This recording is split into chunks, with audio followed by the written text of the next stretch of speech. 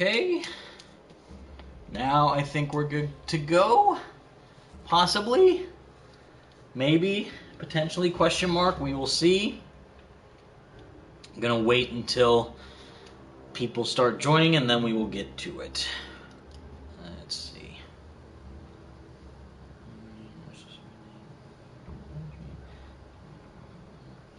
Boom. Tweet sent. That's good. And I think the video is live. Yes. Boom. It is. Great. What's up, peeps? Andrew, my boy, Spidey Outcast, Eli, and Charvaria. Sorry if I pronounced that wrong. Kale No Games, Smoke Element, Queese Grism, JR Gaming, Resident Evil Player, S. Crowley. What's up, you guys? Happy National Superhero Day, everybody. What is today? Wednesday? Right in the middle of the week. Which I almost forgot this was a holiday, but yes, National Superhero Day is a thing. Very exciting. And sadly, I say sadly because of course I know what you guys want is of course Spider-Man gameplay, either from the base game on PS4 or Miles Morales.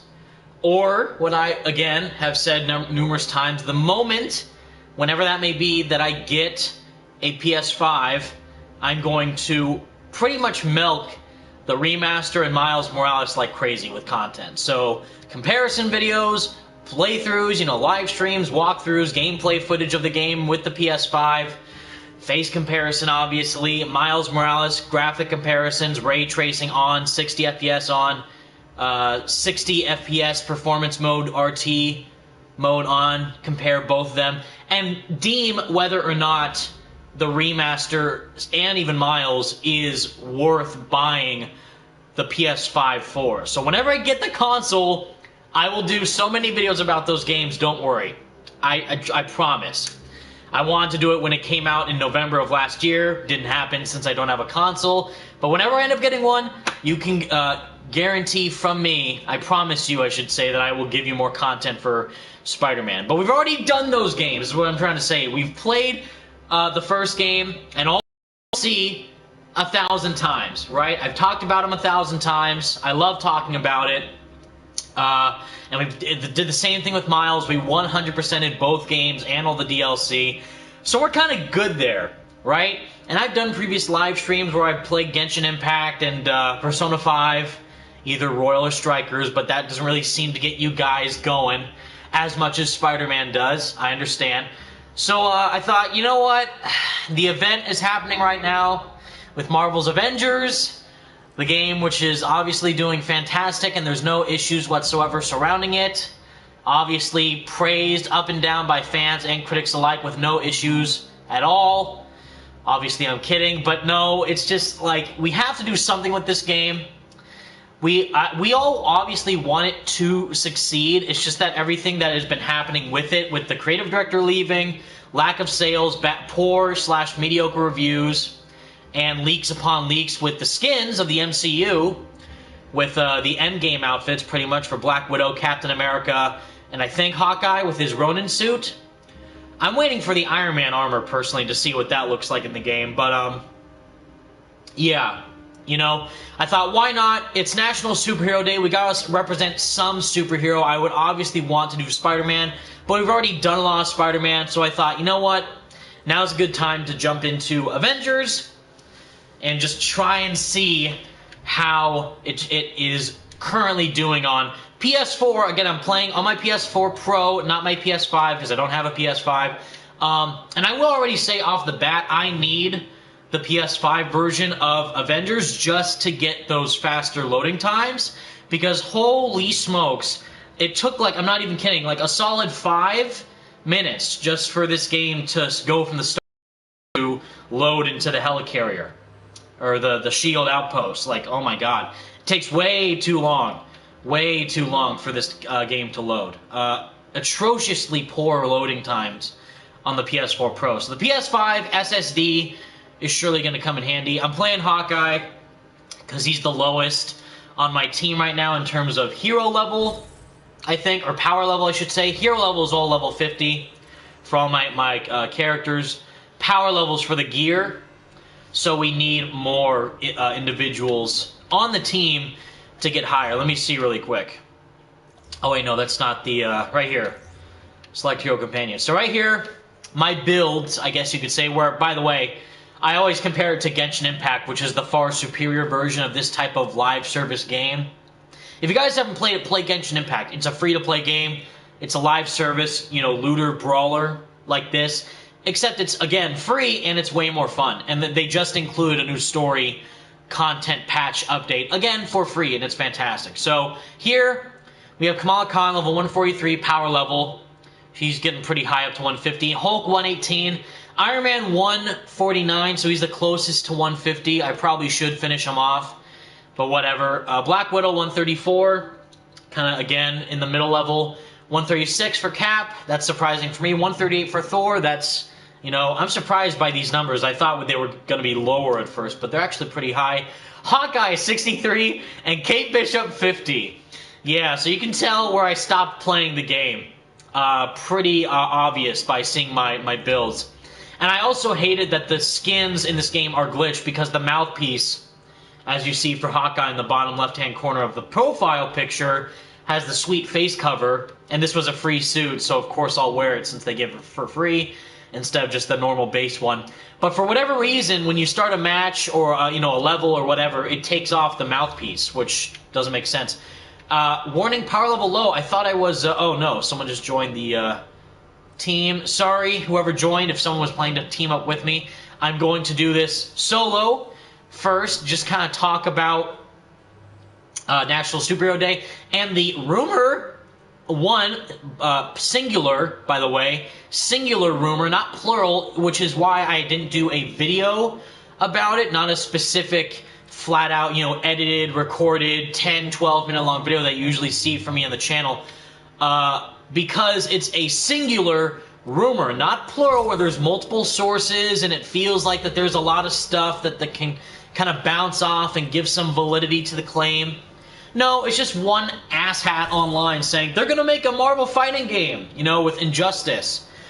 Because Ed Boon had that interview with Game Informer like a couple years ago when they were promoting Mortal Kombat 11, I think, for their coverage. And he was just asked by, you know, Ben Hansen, I think his name is, from Game Informer, who follows me on Twitter, by the way, super nice guy, if they're making, if he was ever in talks with Marvel about making a fighting game, like Injustice, but for Marvel, you know, DC-only oriented fighting game. We do have Marvel vs. Capcom, but that's not the full aspect of it, like a Marvel-only fighting game, like you see in my description. Marvel Nemesis 2 win. I need it now. Please and thank you. Marvel Nemesis 2 is the superior Marvel fighting game.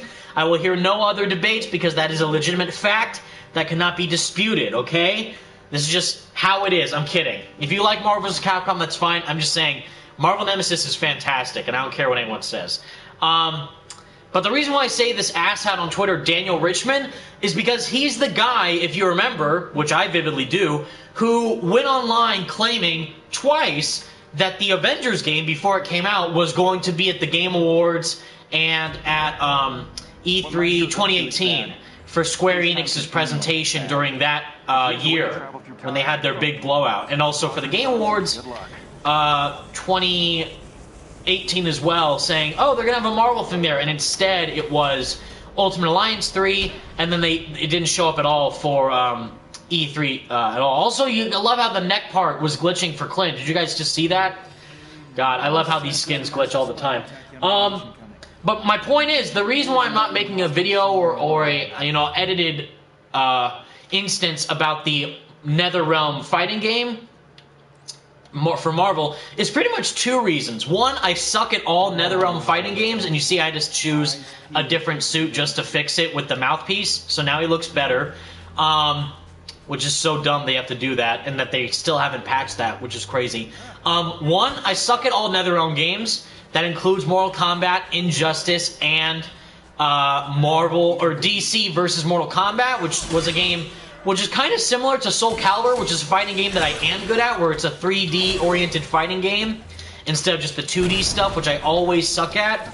And two, the source, again, Daniel Richman, is not really a whole reliable person to go off of. He's always been predominantly incorrect with the majority of his scoops, and the fact that he just kind of took what Ed Boon said in an interview, like, oh yeah, I would like to do a Marvel versus DC game, like, as just a, you know, as an ideal project. Like, yeah, of course, everyone would love that, obviously, and so would the developers, you know, who make DC fighting games, you know, with Injustice, and then they did a Mortal Kombat, and then DC versus Mortal Kombat, so they're like, oh, the next step could be DC versus Marvel.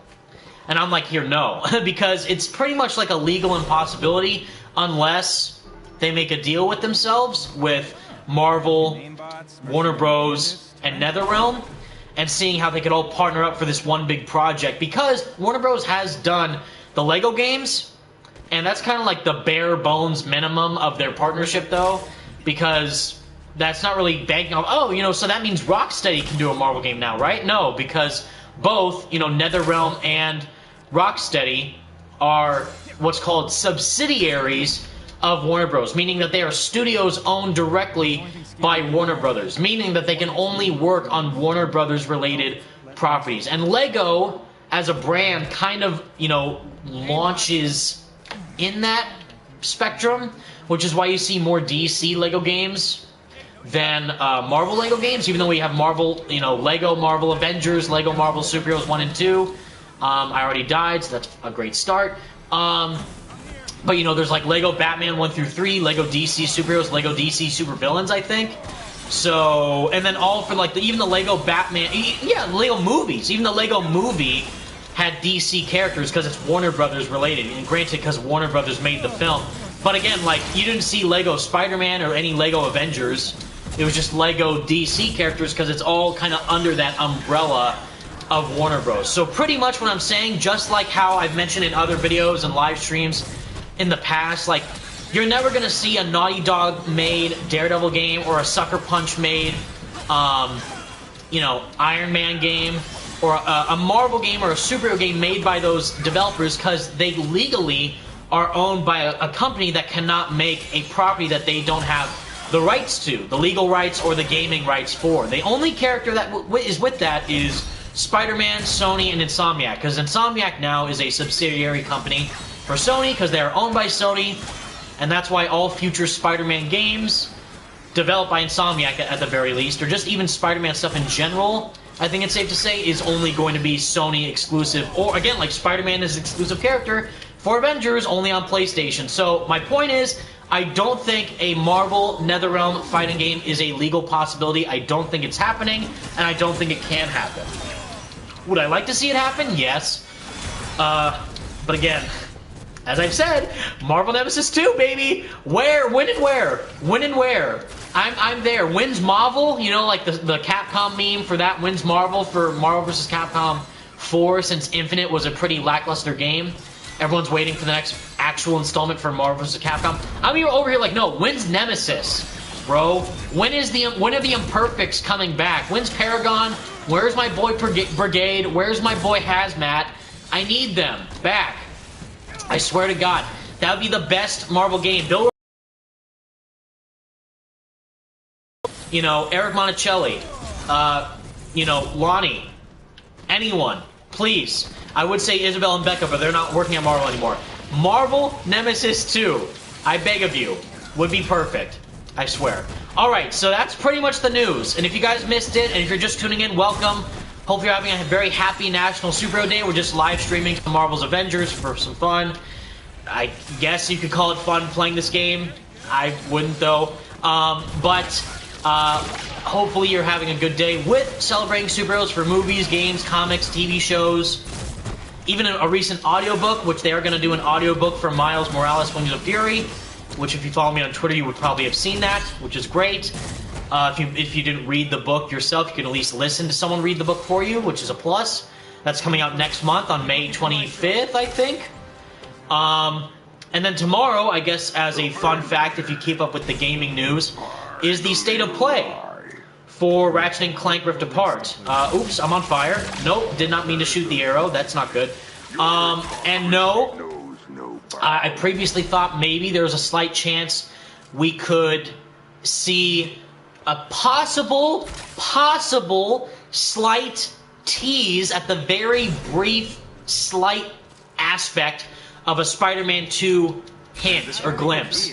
But they officially confirmed yesterday it's going to be a 15-plus minute long demo of Ratchet and Clank Rift Apart, followed by either two or three indie games from PlayStation. So no big surprises, at least from what they say, whatsoever. So at that point, does that really justify a state of play, though? Like, just at that point, I think in a way, like, I'm kind of glad and disappointed at the same time with that, because A, I'm glad that they didn't set up expectations too high, like they didn't subvert expectations, like, oh, maybe they could do a little teaser at the end. They just flat out confirmed, no, it's only Ratchet, and it's only for the current game that we have working on right now, and 2 indie games. So it's like, great, cool, so that way we know exactly what to expect for the state of play. But at the same time, does that really justify a state of play?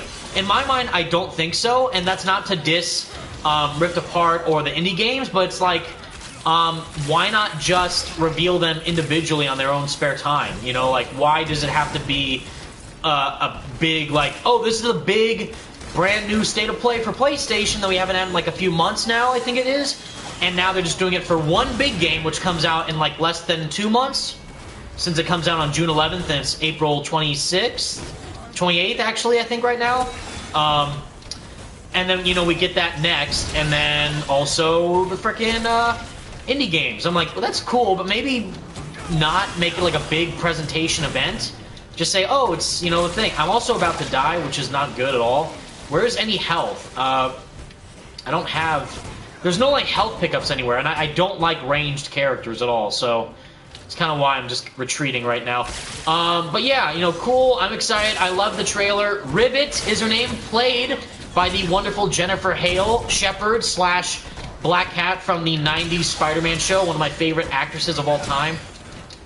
And after hearing her, by the way, as Rivet, I couldn't even tell it was her at first, because she is like a chameleon.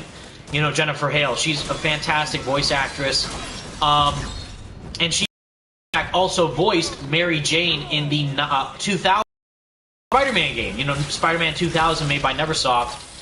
And back when Spider-Man PS4 was releasing, I thought, you know, hey, you know, we know Yuri's going to be Peter, and that's kind of all we knew at the time. And then when they showed Mary Jane, literally the first line when she's like, oh, in the Paris Games Week trailer, we actually get to see her reveal for the first time, and she's like, what is this? Devil's Breath. I already, just by hearing that instantly, I knew that's Laura Bailey. Because her voice is so instantaneously identifiable because of she's in every single game. And in a way, so is Jennifer Hale. Like, if she's even in this game, she plays Maria Hill. But I was like, well, I guess, you know, they want to kind of get someone a bit younger, maybe, for Mary Jane, since Peter in the game is 23 and Mary Jane, I think, is 22? Or maybe the exact same age, I think, you know, but they are in that same, you know, age range of, like, youthful actors to voice characters, because Yuri Lowenthal is in his mid-40s, and then Laura Bailey, I think, is in her also mid-40s or late 30s, I think. And they're both fantastic in the game. I love them in their roles. But before the game came out, what I'm trying to say is I really want Jennifer Hale to voice a character in Spider-Man. I want her to be either Mary Jane or Black Cat. And she wasn't either. However, I love Erica Lindbeck as Felicia Hardy, Black Cat. She was fantastic in the game. But I was like, I guess, you know, they want to get a younger person. But now, after what I'm trying to say, after hearing Rivet and Rift Apart in the trailer, I'm like, okay, well, they could have easily gotten her. Because she is so talented, you guys, with her voice acting. And so is Laura Bailey. But just something about Jennifer Hale's soothing voice with all the characters she voiced just gives, like, another layer of emotional connectivity to the performance at hand. And I was like, okay, Yuri Lowenthal, Peter Parker, Jennifer Hale, Mary Jane. That's my ideal casting. And instead we got Laura Bailey. But I'm like, okay, well, next time, if you get, you know, Yuri Watanabe is voiced by Tara Platt, Yuri Lowenthal's wife. Black Cat's Erica Lindbeck. Mary Jane is Laura Bailey. If you have another, some type of female character in the next Spider-Man game with the sequel, with Peter's sequel, and if it's, I don't know, like a side character like Carly Cooper or... you know, Cindy Moon. I don't know if they go that route with the Spider-Verse element of things. I hope not, though. I just want them to stick in the one universe. Gwen Stacy, actually, wait a minute, if they bring in Gwen Stacy as not Spider-Gwen, but as another love interest for the game, because it sounds like, again, we've been over this, that in the world of Spider-Man PS4, it doesn't seem like Gwen has met Peter yet, and that she hasn't died from the Green Goblin, because Norman Osborn's not the Green Goblin, but also they haven't had that massive trauma in Peter's life yet pertaining to Gwen, because he's only been with Mary Jane. But if we get some element of the sequel with Gwen Stacy getting involved in the story, and then there's kind of like a lover's quarrel between Peter and MJ or something, I know the whole point of the first game is to kind of, you know, reconcile that relationship with Peter and MJ, which is great. But again, if they want to bring in some new characters and stuff, and they want to bring in Gwen Stacy and offer some flair to Peter's love life, have her be voiced by Jennifer Hale. And I would be like, yep, Gwen.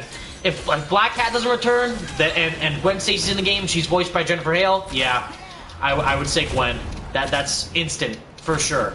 But yeah, love Jennifer Hale. Rift Apart looks great. I'm not really covering it on the channel because, again, pain, I don't have a PlayStation 5, and I died as Hawkeye. That is fantastic. It's a one-shot with these guys, I swear to God. Is there a checkpoint, or do I do the entire thing from the beginning? I'm gonna cry. Marvel's reporter Dove Cameron is the perfect Gwen Stacy voice. Is that the one from the Marvel? I know who you're talking about. That kind of Marvel cartoon, right? With Spider-Gwen and Squirrel Girl and Miss Marvel. It's not Marvel Champions. It's something else, right? But she voices Spider-Gwen in that kind of spin-off TV series cartoon. Doesn't she also play Dagger in the Cloak and Dagger show? I'm probably thinking of someone completely different. But yeah, I think I know who you're referring to. But Marvel's reporter in Ultimate Spider-Man, the voice actor for Gwen is, again, Laura Bailey. She's in everything. And again, it's like, I love her. She's fantastic. I got to meet her in person at Comic-Con, and she knew about the Spidey Squad, so she's the best, just like Yuri. But again, it's like, I kind of want something fresh. Like, again, we love Josh Keaton, right? As Spider-Man. He's fantastic. And I think it would be fine if he voiced him in this game. But for the standalone, you know, solo AAA Spider-Man game from Insomniac, I was like, don't get Josh. Don't get Josh. Don't get Christopher Daniel Barnes. Even my man Neil Patrick Harris, don't get him. Because we've seen him already. And I was like, get someone fresh for your take on the character. And they did. That's exactly what they did with Yuri Lowenthal. Because he's only voiced Spider-Man in like a few minor games. He voiced him in the mobile games, Marvel Pinball, Spider-Man Unlimited, you know, and something else, which is great. Marvel Superhero Squad on PC, that kind of fun-fair online game, which was great. But nothing like big, major AAA style, like a Shattered Dimensions or an Edge of Time or Web of Shadows, you know, like, or an Arkham Asylum. Like, it's always Kevin Conroy, no matter what. It's Kevin, because he's the definitive Batman voice. That's kind of different in his case. But for Spider-Man, like with Insomniac, like, do your own thing. And then they did with getting Yuri as Peter, and it was fantastic. So do more of that with, and Najee as well. Najee Jeter is Miles, so it's great. But yeah, when they do that with the sequel or whatever, like, get Jennifer Hale as Gwen Stacy, William Sawyers, you know, I think, even though if you're a fan of the regular show, he voices Rigby the raccoon on that series, but I think the majority of people did not know who William Sawyers was when they were playing Spider-Man PS4, knowing he was Rigby, and they just saw him as Dr. Octopus. They didn't get Alfred Molina back, like No Way Home is doing. They didn't get, you know, some other, like Troy Baker is the villain, you know, no. They got him for Miles Morales, though, so kind of a step back in that way, you know what I'm saying? But, for their own, you know, for their own roles and characters, they always encapsulate them in their own unique way. And that's what I like the most. Alright, so I'm kind of rambling. My point is, looking forward to Rift Apart. I don't have a PS5, so I can't really cover it as well as I would want to. I am excited to see the gameplay, but I probably won't react to stuff like that. I will believe in the NetherRealm rumor. I'm also not that big of a fighting game guy, other than Soul Calibur, which my boy Franco Greco knows, and Marvel Nemesis 2. Again, the superior Marvel fighting game. I won't have any slander on Marvel Nemesis on the TL, or on the in the comments, I should say.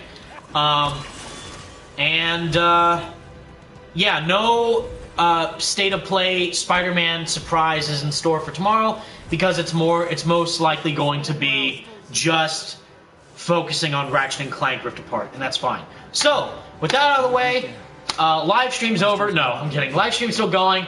I'm going to now answer questions from you guys for a Q&A. Franco and Andrew, if you want to join a party, we can. Probably later, though, or maybe, I don't know, actually. I'll try. But, for right now, I'm going to do this level. Maybe after the level, maybe we can do a party with Andrew and Franco.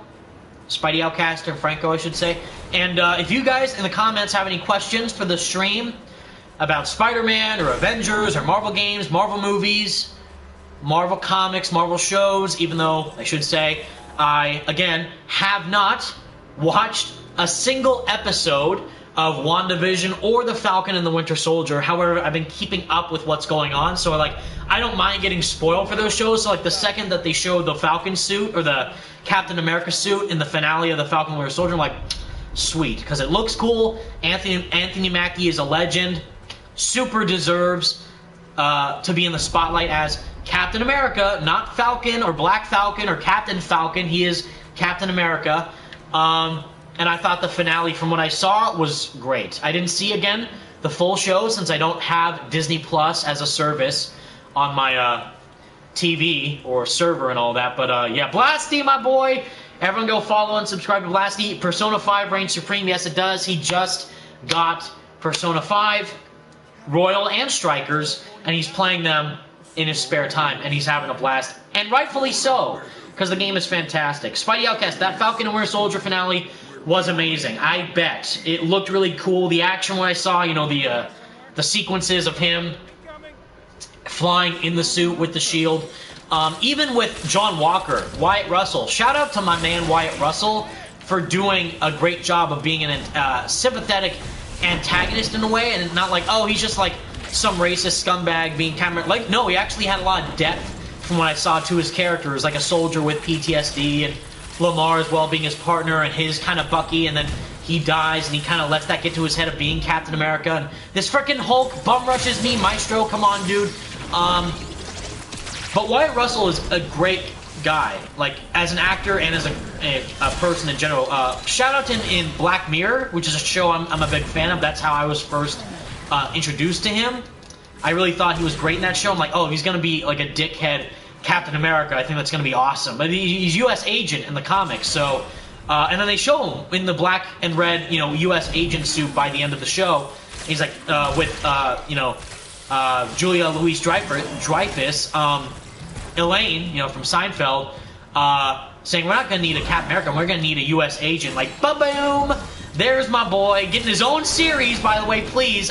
We don't know that for sure, but we're getting a Captain America 4, apparently, with Anthony Mackie as Captain America, and Captain America related project, I think, with Chris Evans, which is interesting. But I'm like, where's my U.S. Agent miniseries? Where's the Wyatt Russell, John Walker spin-off movie? Come on, I need that, because he's a great actor, and he totally sold the role of just being like this kind of soldier from a different background as Steve, but in the same way that he just wants to kind of do good by people, but he kind of lets it get to his head, and that whole thing. Like, Steve Rogers is a good man, but John Walker's a good soldier, because he just did what the government wanted him to do, like at that courtroom scene. Like, I understand that, you know, like, I just did what you told me to do, because he's literally just a government pawn, you know, of the system.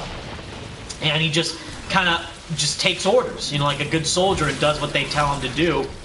And that's kind of like a way in how this... Did you see this guy fly with a jetpack strafe? He didn't even jump. He was just levitating off the ground. Fantastic. I don't like ranged characters. I'm sorry. And Hulk or Maestro is just such a... These bosses are just such yawn fest, I swear to God. But yeah, Falcon Winter Soldier looked great. Same with WandaVision. I just haven't seen a single episode because I don't have Disney Plus. But I do want to see, though, how Loki will turn out. And, by the way, and please God Sony, please God in heaven Sony, or Netflix, or whoever from Disney Plus, make a Spider-Man miniseries. Either with Tom Holland, or another actor, or whoever it might be. I don't know. But you see how well these shows are doing. And even the Netflix shows, you know, with Daredevil and the Defenders, you know, Jessica Jones and Daredevil are some of my favorites. I also like Luke Cage and Iron Fist. I know not a lot of people liked Iron Fist. I did. I thought, shoot, I forget his name, the actor who plays Danny Rand, but he's from Game of Thrones. And I thought he was excellent in the show, especially with, whose name I won't forget, Jessica Henwick as Colleen Wing in Iron Fist. Oof. Oh, celebrity crushes? I've already gone on record saying Elizabeth Olsen before WandaVision because I already thought she was great in the other Marvel movies as Scarlet Witch. And some other stuff I think as well. I think there's a movie, fun fact, actually, with Elizabeth Olsen and Tom Hiddleston, who plays Loki, called, I think, See the Light, where he plays a country singer, I think it was. I don't think it was Bob Dylan, or it was like someone else. But they were in a movie together, and she was really great in that movie. I was going to say, yeah, the Defender shows are great. Yeah, Jessica Henwick, though, as Colleen Wing. Ooh, but yeah, Finn Jones, Ghosty, thank you. Finn Jones as Danny Rand, I thought was great. And, you know, Mike Coulter, mainly, as Luke Cage, is a fantastic choice. You know what? I don't like doing ranged attacks, but I guess I have to with this freaking guy. And he's going to come right after me with this bum rush attack. See, look at this guy. You see what he did? He just freaking bum rushes everyone he sees. And I don't even have any chance to recover because it's a one-shot kill. And it's because my gear is low, I guess, but still, like, it says that this is like a 5+ boss level or threat sector, but whatever. Yeah, Franco, would you rather want a live-action Spider-Man 2099 or a live-action Spider-Man series? Yeah, so here's the thing. Oscar Isaac is playing Moon Knight in the Moon Knight series, right? But he also voiced Miguel O'Hara in Spider-Verse in the post-credit scene. I'm like, you literally have Miguel O'Hara right there. So you can do a mini-series with him or a movie with Oscar Isaac, either in live-action or animated format. Look at this freaking guy. I swear to God. Go away. I can't even run, and I can't double jump because there's no way to evade properly in this game without getting decimated. But as much as I love Miguel O'Hara, and the fact of what a futuristic New York would look like in that kind of way, a mini-series, a live-action Spider-Man mini-series is long overdue. Long overdue. Especially if they take it in the manner of Daredevil, or recently, again, if we're going to do the Disney Plus aspect with Falcon and the Winter Soldier, do that like a grounded, realistic character study series for Spider-Man Peter Parker in high school or college years. Again, if you want to focus it around Tom Holland, you can. None of this multi-dimensional nonsense. Not any of this Mysterio, Far From Home, you know, traveling around the world nonsense. No, just a grounded story of him balancing his life as Peter Parker and Spider-Man. And that's just like why I love the game so much, because it's kind of the same realm of a show, where it's like, what, 10+ hours? The game's campaign, I guess. Well, for a game, the game's story, just the mission, the single-player campaign itself, no side missions, in Spider-Man PS4 is 20+ hours. Add side missions on top of that, it's like 23, 24 hours, and then add all the DLC on top of that, then it is 30+ hours, right? So, in that way, a show is almost a similar length, where each episode is like an hour plus, if you want to do it in that length. And then you can have each episode revolve around a certain aspect of Peter's life as Spider-Man, and a smaller threat that's more intrusive. Not like, oh, an Avengers level threat, I'm going to kill half of London, Peter, because I'm a bad guy, and I'm trying to be a bad guy to be a good guy, you know, to appear to be a good guy, and because Mr. Stark is a jerk, because Mysterio and whatever, that nonsense from Far From Home. No, none of that. Just something like a villain like Chameleon, or, you know, like a more down-to-earth villain that can really get into Peter's life and screw with him on a personal level. And again, that could be Chameleon, maybe even Kraven, if he finds out his identity. if they do a No Way Home, like the Kraven's Last Hunt type storyline. Like, oh, like Kraven's Last Hunt mixed with Back in Black, you know, where it's like people know who Peter is, right? And like post-Civil War, like One More Day. I hate One More Day. I think we can all agree on that. We all hate One More Day. But in the way of like, well, now wait, hold on though. If you have people who know your identity, that can really mess with your life. And like, oh, they're gonna go after Aunt May. They're gonna go after Ned. Genki. No, Ned. It's Genki though, but whatever. It's Ned. You know, go after the people that you care about. Your Michelle Jones, love of your life, I guess, or just your hormones going crazy.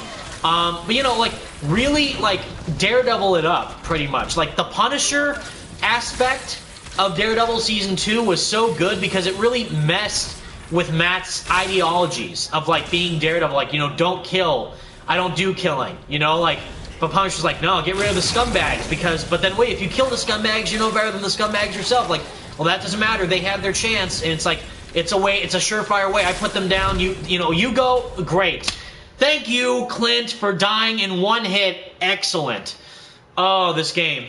Ooh, this game. Ooh, boy. Whew, and oh man, I can already guarantee I would not be failing Genshin Impact bosses right now. It's whatever, for some reason with Avengers, it just sets me sideways.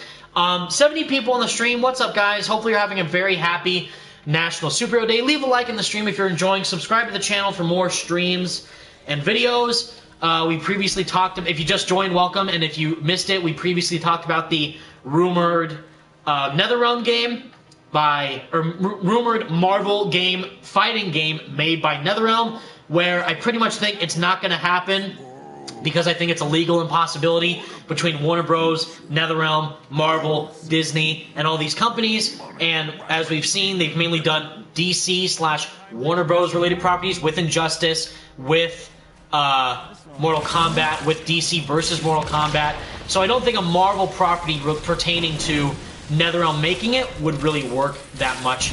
But if it happens, that's cool. I just wouldn't be as hyped for it because A, I'm not a big fighting game guy, and B, I suck at all NetherRealm fighting games, mainly Mortal Kombat. But if we get a Bandai Namco, hello, Marvel fighting game, Soul Calibur style with Marvel characters, yes please, or sidebar, Marvel Nemesis 2, please and thank you, the superior Marvel fighting game, which everyone should play if they haven't already, because it's the best. And I would win, by the way, as Spider-Man and Daredevil, hands down, my mains. No disrespect, and Venom as well. Venom is in that game too. No, my dad though, fun fact, kicked my ass in Marvel Nemesis because we played, you know, video games when I was a kid all the time. You know, we took turns playing the Spider-Man games, finding the tokens. Fun fact, in Ultimate Spider-Man, trying to get the black suit, we couldn't stand not getting the black suit because we really wanted it in the game, and it took forever to get. So we took turns swinging around the city and looking up, you know, cheat sheets and like guides for back then in 2005 when the game came out to see where's the black suit, where's it, and no one could find it. You know, no one online could really come up with a proper guide to see where all the tokens were. So we just took turns swinging around the city trying to find some tokens. And some days we found like 5, other days we found 0, and like it really sucked because we only had like 20 tokens left to get because we did all the side stuff with the missions and the races, and we finished all those. And like you have to do 100% everything in the game to get the black suit. But for Marvel Nemesis, you know, he would always play the imperfects, and I would play the Marvel heroes. So I was either Iron Man or Spider-Man or Venom, and he would beat me up as Paragon and Hazmat and also Brigade. He would just spam the rocket launchers from the shoulders as Brigade on me as Spider-Man with the web shots because he knew. Ayo! Actually, no.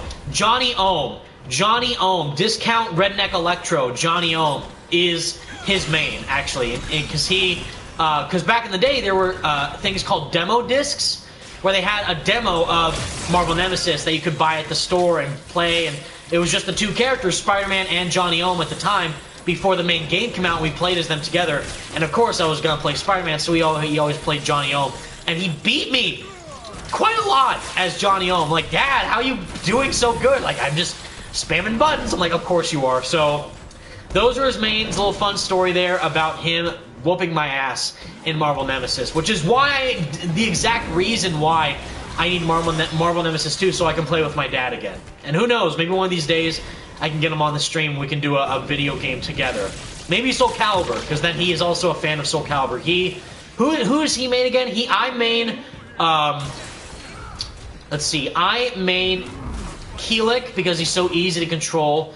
I used to main Young Sung, but he's not in Soul Calibur 6, and Nightmare. And also, I think, I used to do Maxi, but then I moved on to Ivy. Whereas my dad, he made Sung Mina, Talum, and, I think Mitsurugi. Yeah. And he was just whooping me all the time. Like, he's so good at fighting games, it's unbelievable. But yeah, for Mortal Kombat, though, we both share the same taste. We're not really a fan of the side-scroll, beat-em-up fighting games, because there's not a lot to it. You just either go left, or right, or block, and that's kind of it. And we can never do the fatalities either, so it makes it less fun. Or the, the super moves, because we just like, oh, well, alright then. But there's not, like, build-up to it, whereas you gotta think strategically with Marvel Nemesis and, Soul Calibur, which is why, again, I'm not a fan of the side-scrolling fighting games with Injustice or Marvel vs. Capcom. Kind of the same way. That's just not my personal preference of game. So if they do announce a Marvel fighting game from NetherRealm, I'd be like, cool, but I probably won't be hyped for it. And I definitely would not get a collector's edition for it. Same thing, I didn't get the collector's edition for Avengers because I was already kind of hesitant towards it, but I got the deluxe edition because I want to get the game as early as possible. Although Square Enix was kind enough to send me a review copy for the game, I still want to get it early to do content for the channel. If I wasn't a YouTuber, though, I probably would not do, I probably would not got the deluxe edition for the game. Although the Soul Calibur Collector's Edition comes with a Sophitia statue, and I'm a little bit upset because I know for a fact I would have bought it if they made a Cassandra statue. That's who. Forgot my other main was. My main was Cassandra. Is currently Cassandra, and Nightmare and Keelik. And yeah, I saw Franco. Maxi and Mitsurugi are yours. Oh boy, I gotta get prepped then. And Yoshimitsu. Yoshimitsu is Franco's main man as well. Oh god, I'm screwed them. Michael Courtney Haven. They should bring back John Bubniak into the MCU with No Way Home and do a live-action Spider-Man PS5 or PS4 series. I would love it. I would love it, although I would be kind of like upset because it's like, you guys know me, I'm not the biggest fan of the damn. Okay, Clint has brain damage from that rock to the face. I'm not the biggest fan of the MCU movies, and Far From Home or No Way Home right now sounds kind of sketchy. But again, if they're going to dive into the whole multiverse thing, they're going to bring back Toby and Andrew, why not bring in, I guess, the Spider-Man PS4 version, one of the best versions of the character, and again, one of the most popular versions because of how well the game sold, and just in recent years of how much the game has impacted pop culture for Spider-Man. Even more so, again, with Into the Spider-Verse, we saw the advanced suit in Into the Spider-Verse, and the game wasn't even a year old yet, but they put it in there anyway. So it's like, if that isn't validation for the impact of the advanced suit, or just the PS4 Insomniac Spider-Man universe of the character, then I don't know what is.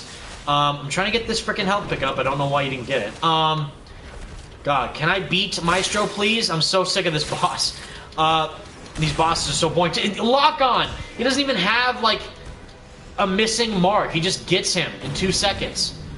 And I'm down. One more down and I'm dead. If I die again, I'm probably going to stop this boss fight. But, damn. Yeah. Michael Courtney, I would love to see John Bubniak come back in any way. I think he even said himself he would like to see that, too. Like, in the MCU. As he was, like, teasing it on Instagram, I think, as a possibility. Not like, oh, I'm for sure coming back in No Way Home, but like, no, like, oh, if there's a chance, the MCU would like to have me, I'd be all game. I'm like, yes, I would like to see that as well. But again, I can't judge Ben Jordan yet because I haven't played the Reading Master for myself, so I'm kind of doing it in an unfair way. But based on Franco's statements, which I take to heart, and also Jordan and some of the other Spidey Squad members, Vigilante Spider, have said that they like both models, but that they understand why they changed it from John to Ben. But they each have like their individual preferences. Some people like John, some people like Ben, and it depends on which way you swing towards his interpretation. Can I win, please? I'm so close to dying, and rock to the face. There's no way to block that. You just sit and take it. Like, that's not really a good boss. Thank God I have my teammates, though. Otherwise, I'd probably die.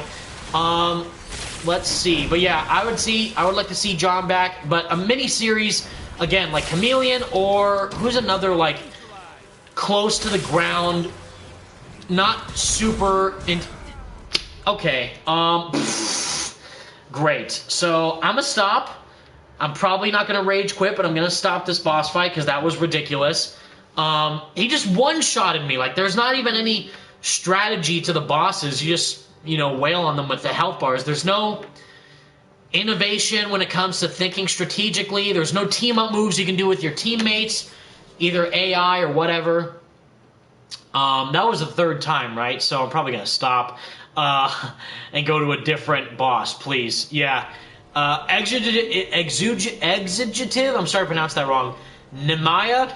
Just quit, Evan. Yes, I know. Hey, Evan, can you read out my previous message? Yes, Mortaka. I'm sorry I didn't see it. Can you post it again? And I will read it for you. Sonic S13, you got a PS5, bro? No, I do not, bro. No, I do not. The pain is real. Still on my PS4 Pro, but, again, the second I get one, expect content from me for days. Sorry, I got the hiccups. Expect literally probably almost daily uploads for Spider-Man Remaster, Miles Morales on the PS5, backwards compatibility with Spider-Man PS4 on the PS5, maybe an unboxing, Avengers as well as on the PS5 so I can see the difference and see how that would work. Iron Mark 3000, hi, even love your videos. Thank you, Iron Mark, love you. Means a lot to me. I hope you enjoy the stream. Leave a like if you guys are enjoying it, and I'll be sure to do more. Dave Ramirez, who is your favorite character to play in this game? Definitely not Hawkeye. You know, either Iron Man, I guess, since he's kind of an all-around character. He can fly, he has ranged abilities, he has up-close combat. Or Miss Marvel, probably, because I like Sandra Saad's performance a lot in the game. I think she's a great actress. I think her story was good enough. It's just that the combat aesthetic for the other characters, for the event, crazy thing that the Avengers in their own game have lackluster combat. Imagine that. That's insane. So probably not the archers, because I'm not a ranged guy, but Iron Man and Black Widow, actually, because Black Widow has ranged with her pistols and up close with her tonfa, with her batons. I think I missed Maritaka's question again. I'm sorry. Trying to switch to Iron Man so I can not be a goddamn archer. My Twitter is the same as my YouTube. Thanks, bro. That's awesome. Hi, Evan. I'm working on a comic book version of Spider-Man Web of Shadows on my Twitter. Was wondering if you could retweet my pinned announcement tweet to help share the project and get more eyes on it. Sure, at me on Twitter, Moritaka, or if you follow me, you know, hit me up through a DM and I can try and retweet it for you. That's awesome. A Web of Shadows comic? So is it a sequel to the game? Or is it like a prequel or in between? Either way, that's incredible. That's awesome that you're doing it. Let's see. I will do Iron Man because I'm really close to getting into max power level. Can I even upgrade him right now? What do I need to upgrade? What's not one? This is not, oh, wait, boom, watch, 150. Bam! Do I get a trophy? Yes, I do. Huzzah! Finally. So he's finally level 150 for his power. My first level 150 hero, and it only took, what, almost a year to do? Jesus. So I probably won't beat Iron Man because I just got him to 150. I'll do Black Widow, maybe? Who's the low? I don't want to beat Kate Bishop because she's too low for her power, and she's just kind of a lower version of Clint, so probably not. Resident Evil player, have you thought about creating a Discord server? We have one. It's linked in every single one of my videos, Resident Evil player. It's linked in the description, I should say, of every single one of my YouTube videos, and I think it's in the About section on my channel as well. It should be. If not, I apologize, but we have one. At least the Spidey Squad has its own Discord server, and anyone can join. Feel free to join. whenever you can. There's a lot of people on there, I think, who just wait for Spider-Man 2 news, talking about the game, No Way Home, just any Marvel stuff, any even DC stuff, any stuff you're just interested in. Yeah. Hey, H. Ahmed, what's up, dude? Hey, Evan, are you going to watch Tenas Continued or Mystical Versions of Tenas Season 2? Yes, because I've seen that there's a lot of cool fan projects out there for Tenas Season 2, which, again, my favorite animated Spider-Man series, but if we can at least get a Spider-Man series of sorts, I would love that, because that is exactly what we need. Let's see, I'm going to do the stupid hero customization for Black Widow by deleting every single one of her gear pieces. So exciting. God, this game. Every time, like, I just literally, I'm not kidding, just played Genshin Impact's story mission that they included for the game the other day for free. It was an hour long, and it was fantastic. You know, the characters of Zhongli and the Traveler and the Geo-Archon mythology and what's going on there with the world of Leeway and the characters inside the 7 Archons of Tevat. Like, ooh, I miss it already because it's so good. And I want a PS5 because they just released a PS5 version of Genshin Impact the other day. And it's fun, and I can grind my characters, and the grind is actually entertaining. You feel like you're actually making progress every time you play the game. And instead this, I'm just like, can I play Spider-Man? Or can I play Genshin, please? I don't want to play this game. I'm sorry, it's kind of harsh to say it, but it's like, it's so jarring to kind of hop back into this. Iron Mark 3000, you already know that answer, bro. What's my favorite video game? I'm not even going to answer that. You already know the answer. Franco, I'm Matriarch Genshin. Thank you, dude. It's about time. Overindulging in Genshin is the least you can do while waiting for a new game. Nope, not going to do Maestro again. Hell with that. What's the other mission I have for my objectives? What's going on here? I can do Abomination. There's a mission chain. I don't even see where this is on the map, though. Complete Tachyon... Oh, the Tachyon Rifts. Defeat Dreadbots. War Zones. 2 or more of the same hero. So just, like, additional tasks. But who cares, dude? It's just... These animated nameplates, by the way, are atrociously bad. I wouldn't even call it a animated nameplate. It's so low level time to make this. And even though Genshin doesn't have nameplates, at least there's something that feels accomplished when you unlock one for each character that you play as. So this is just do stuff. Do drop zones. Do war zones. Play the game to unlock these things. Who would have thought? Shocking. Was that it? City Under Siege? Was that the mission? If so, I'll do that one. Yep, alright. I don't know why it doesn't highlight it in the war table, because I can't tell the difference between each different mission. And I guess I'll do... Let's see, I'll ask you guys. I played as Hawkeye. Who do you guys want me to play as in this game? Or in this mission? I was going to do Iron Man, but I got him to rank 150 finally, and I got a trophy for it, thank God. So I probably won't do him because it's kind of pointless at this point. Hulk is not really my favorite. Kamala is close to 150. Thor is fine. Captain America, his endgame suit in the game does look cool. But again, as you guys know me, I don't care about suits, so it's not really that big of a deal for me. Black Widow, the lowest of the lowest, I think? No, her and Cap are the same level. Well, Cap's a little bit lower, but she's alright. Kate Bishop... I don't know. And then Hawkeye, we just did a whole hour's worth of him, so probably someone else. Yeah, Evan, what about Spider-Man voice actors would you interview? I would love to interview anyone at this point, really. I interviewed John Bubniak, interviewed Yuri Lowenthal, interviewed Brian Intar, interviewed Ryan Schneider from Insomniac as well. He's fantastic. He's the chief brand officer of the company. Interviewed Noah Hughes, who was the previous creative director on this game before Shauna Sky came in and then left. And Jacqueline Pignol, who's Real Morales from Spider-Man Miles Morales and Spider-Man PS4. I saw Franco say Thor, so I'll be Thor. All right, we'll just do this mission and go in. Anyone, really, desperately, please, I know it's been, what, almost a year now?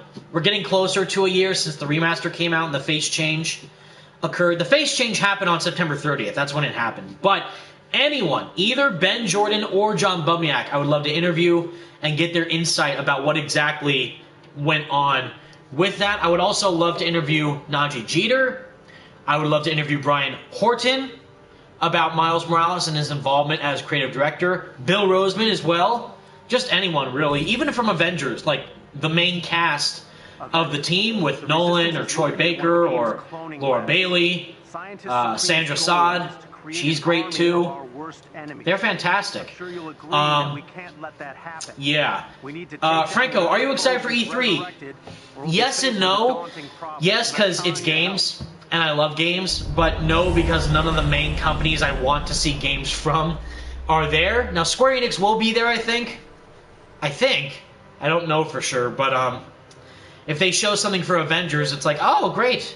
The same stuff we already know about. Oh, remember Black Panther? Yeah, remember that massive Avengers character of Black Panther? Yeah, you remember how you unveiled him with no concrete date? Yeah, so they're going to do the exact same thing again, just more of the same. Like, even if we see him fighting in combat, like, we know he's in the game. Show me Falcon. Show me Winter Soldier. Show me Scarlet Witch. Show me Doctor Strange. Show me War Machine. Show me even frickin' Namor. Show me, you know, damn, I don't know, like, Vision. Show me, some villains. Maybe there's a playable villain. My God, like, the thing is, for them, sadly, I guess, everything has been leaked. So all the characters haven't leaked for Avengers, all the costumes haven't leaked for Avengers, the game's glitching all the time, so everyone has already been able to see everything they're going to do. Spider-Man, of course, has been so delayed so often, that's just like a joke at this point. And even if we see him, the only thing that'll be interesting is, did they make the suit look like garbage? And who's voicing him? Because again, if they get Yuri Lowenthal to voice Peter Parker in the Avengers game, it's gonna make no goddamn sense why they're not connected. Like, why is the Avengers Spider-Man not the Insomniac one if they're gonna get Yuri to voice him? That's not confirmed or anything, which is why I want Josh Keaton or someone else to voice Spider-Man other than Yuri, so that way they can differentiate the two versions. But at that point, just like, how much will he suck? It's not like, oh my God, the game, I can't wait to play Spider-Man in this game. No, it's like, oh my God, how badly did they do him? And that's exactly what's going to go through everyone's minds the second that they include Black Panther. Because you see how poorly the Oscars treated, sadly, Chadwick Boseman, if you guys saw the other night, or just online during the news reports.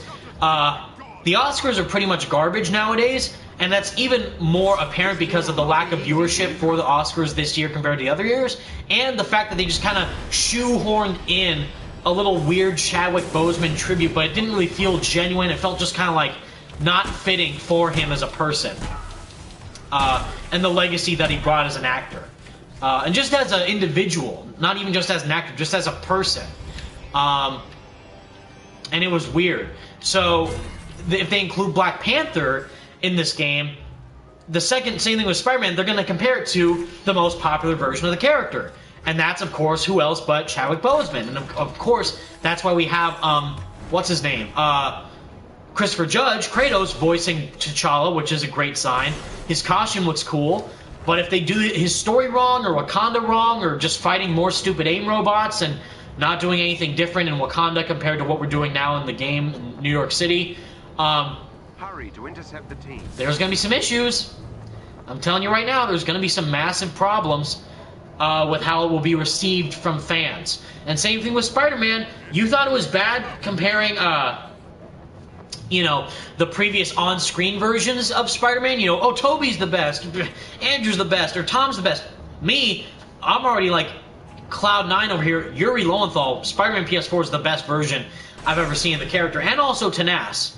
You know, Neil Patrick Harris is just GOAT as Peter Parker every time he voices him, either in Shattered Dimensions or the new animated series. But at the same time, yeah, good luck trying to get people on board with Spider-Man for Avengers after playing Miles Morales and Spider-Man PS4. That is a unwinnable war right there. Let's see, Spidey Outcast, I would love for something different for the Black Panther stuff in the game. Yeah, and again, they said that, you know, we're gonna get, what's his name? or you know what the Claw is the villain.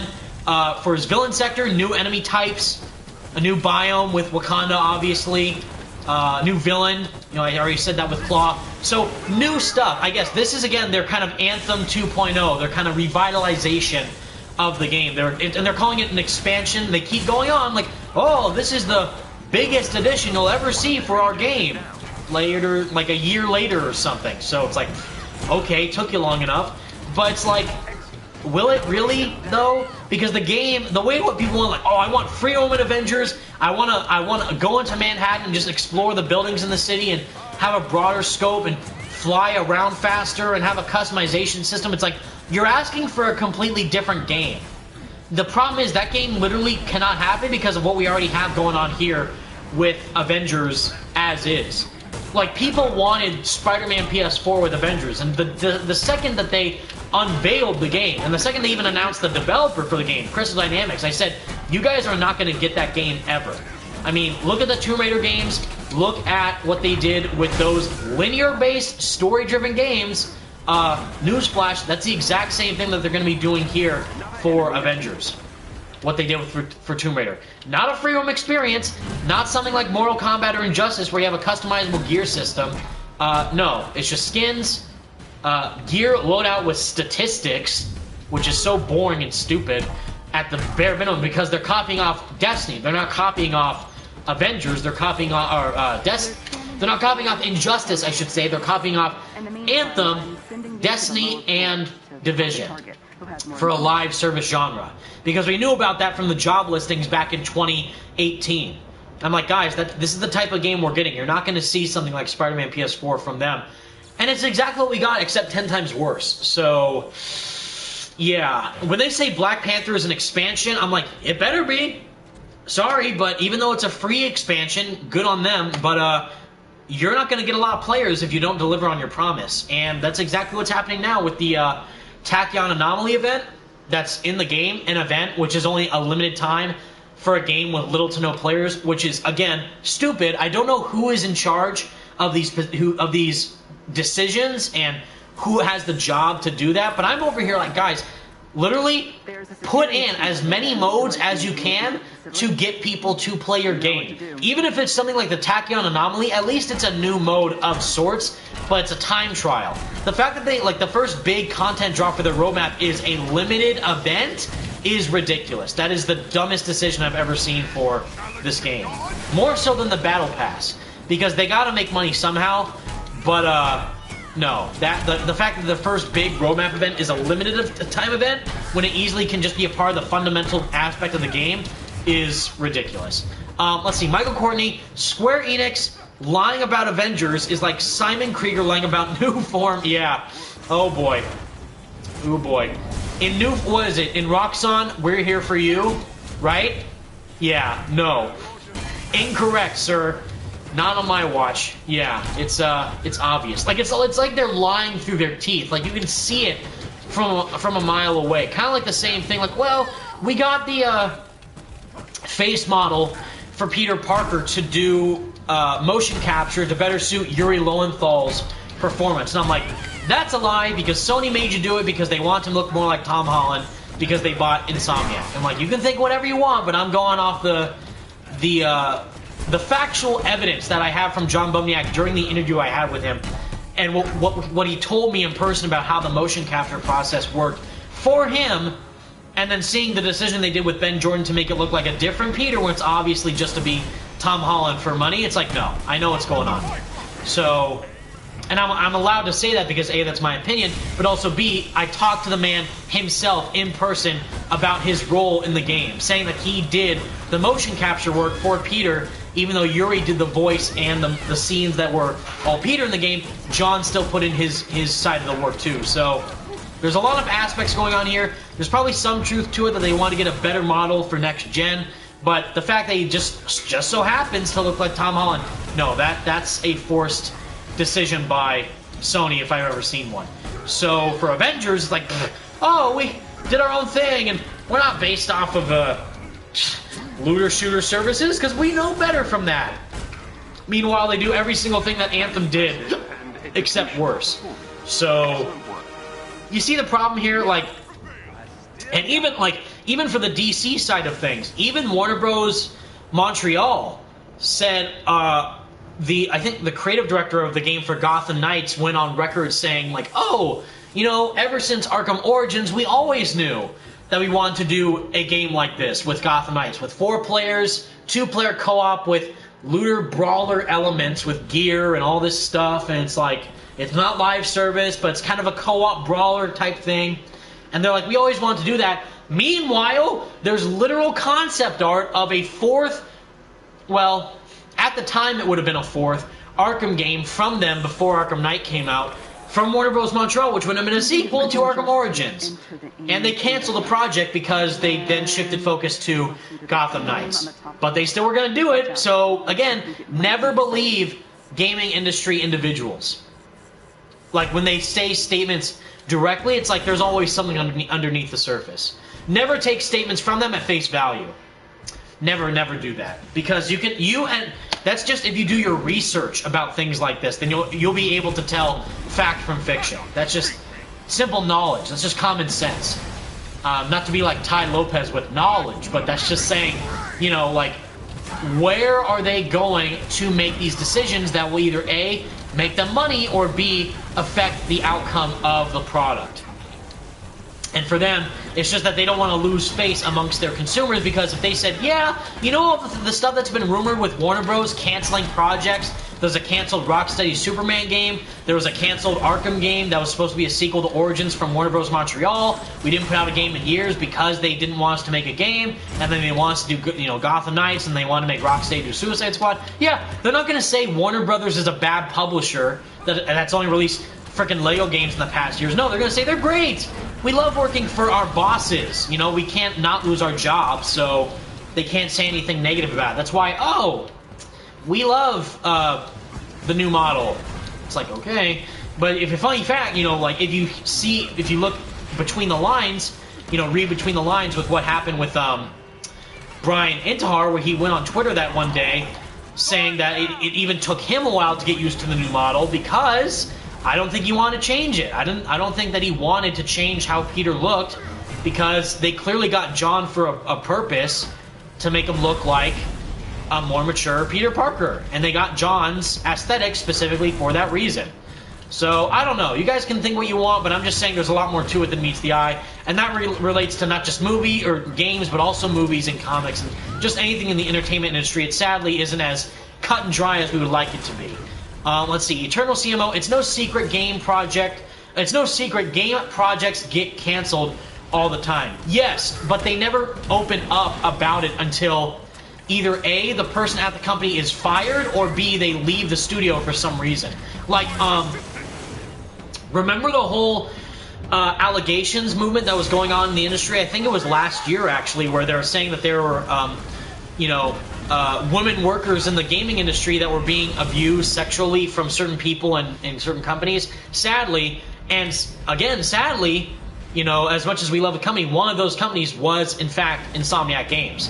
That was reported by Sol Brennan, who's on Twitter, and she said that she, who's now a he, I'm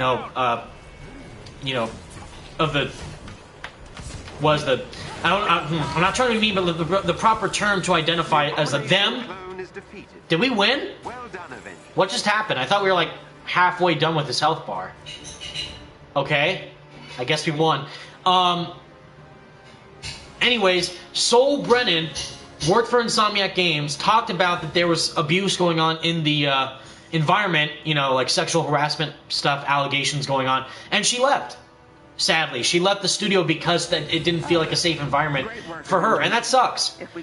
So yeah, there's secret projects going on with all these companies, but there's also a lot more under the surface that's more corporate, that's more legal focused, and that's a lot more financially pertaining to what happened. Why does it look like Mjolnir is censored?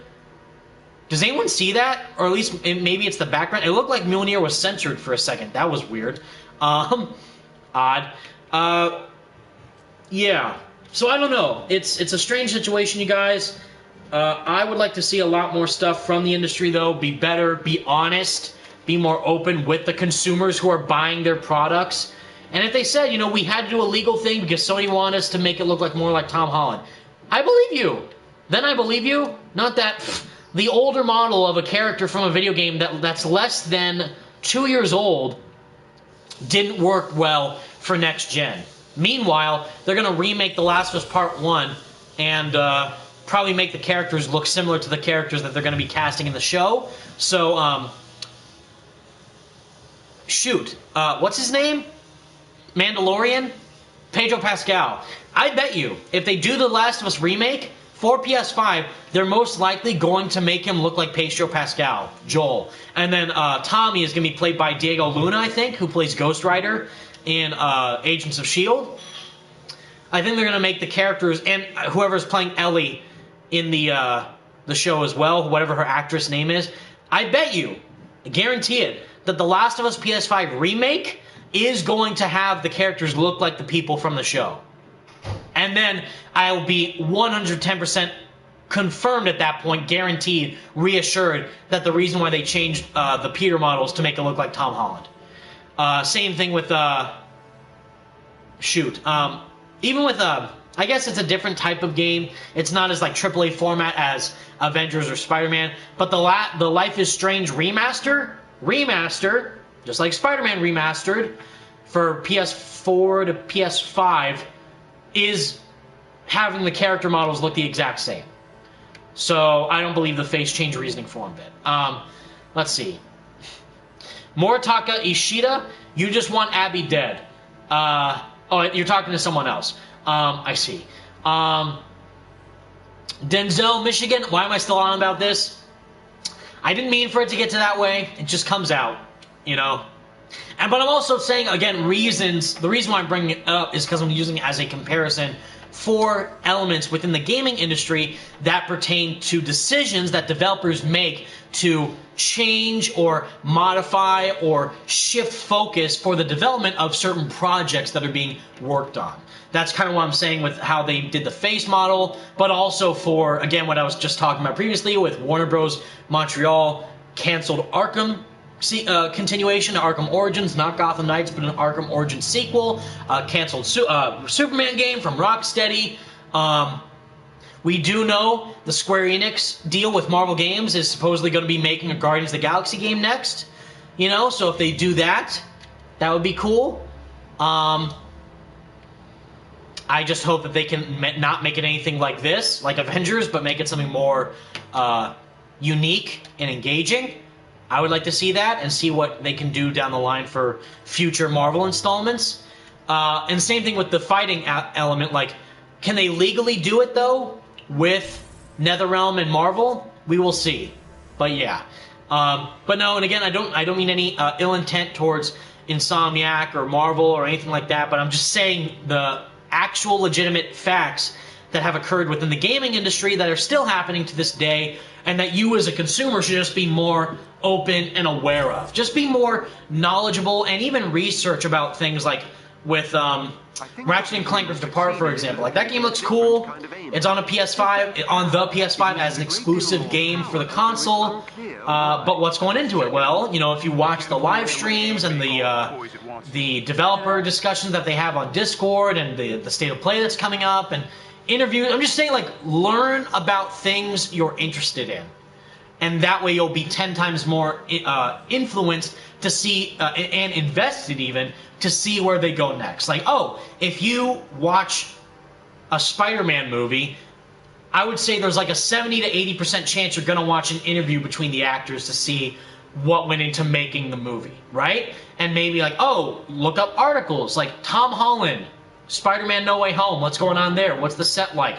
Currently, even now, great example. I just thought of this. What's happening with Josh Whedon? And the whole allegations going on with him and him being a dick to Ray Fisher Cyborg. You know, Cyborg actor Ray Fisher from Justice League. And seeing how it seemed like he was a dick to work with and didn't really get along well with the majority of Zack Snyder's cast in that movie. And even with Ben Affleck, kind of, maybe it seemed like he was an influence of him to not play Batman anymore because of what happened with Joss Whedon on set. So that's what I'm saying. Just be more aware of what's going on in the entertainment industry. Not just for games, not just for comics, not just for movies, but everything that you can think of. Let's see. I'm always wearing Black Widow's standard costume, but I know you guys like alternate suits, so I'll wear a different one. I'll do... And I like her shorter hair, too. I don't like the long hair. It makes her look kind of, I don't know. Kind of, like, homely looking. Hate this suit, though. Even though I did say this is one of the suits I wanted to see in the game, I'm not a fan of how her hair looks. Let's see. I'll do... Damn, I don't know. Maybe I'll be frickin' blonde Widow, whatever this color is. Brunette? Maybe? Why not? Purple shirt, brunette, Widow. Eternal CMO. Joss Whedon was a terrible choice of a director, and General Snyder proved with proper editing and direction, the right chemistry behind the scenes can impact, cannot make all the difference. Yes, I agree. Perfectly said, Eternal CMO. And again, that's kind of even another example.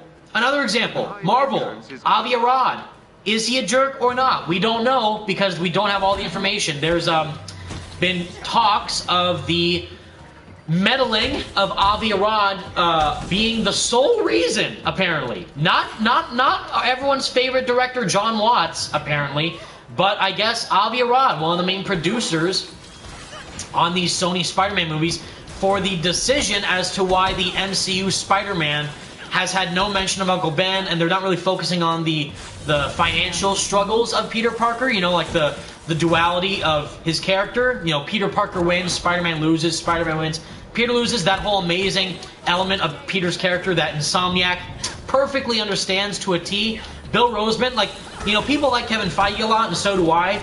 But for me, I think Bill Roseman is way more influential and intellectually sound compared to Kevin Feige in terms of how they're handling these Marvel gaming properties. Because the story in Avengers is good, it's just that the game format sucks. Because I don't think that was Bill's decision. I believe that was Square Enix's method, because this is a partnership between them, and Square thought this is what would get them the most money.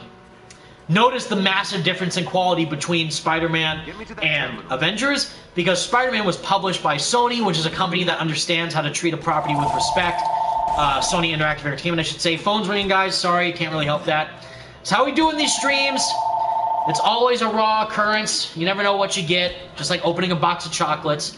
You know, with Spider-Man, you see that not only was it because Brian Intihar and Bill Roseman, and same thing with Miles Morales, Brian Horton and Bill Roseman, knew the character of Spider-Man, both for Peter and Miles, to a T, but they also understood what type of game needed to be made to do the character justice. You know, live service looter shooter brawler, grinding for gear, Destiny aesthetic Avengers game does not sound like it would do those characters justice. You know, a single-player oriented co-op experience without live service elements sounds like a better suited experience for these types of characters. And again, I think that's because the publisher, Square Enix, did not understand the property that they were given. And that's why I'm concerned for Guardians of the Galaxy, because I think we're going to kind of find ourselves in a similar situation if they don't learn from the mistakes of what they did here for Avengers. Although, if, again, the NetherRealm fighting game for Marvel ends up happening, then literally just expect Marvel's Injustice. Like, that's it. Like, just Injustice, but with Marvel. And that's fine. Like, you're not getting anything out of the ordinary. You're not getting anything in the ordinary. You're literally just getting what you would expect from NetherRealm. They're great at fighting games. They've literally done that time and time again with Mortal Kombat and now 2 Injustice games. And if they do that with Marvel, it will literally be the same exact thing, but with Marvel characters. And me, like, that's fine. I would just suck at it.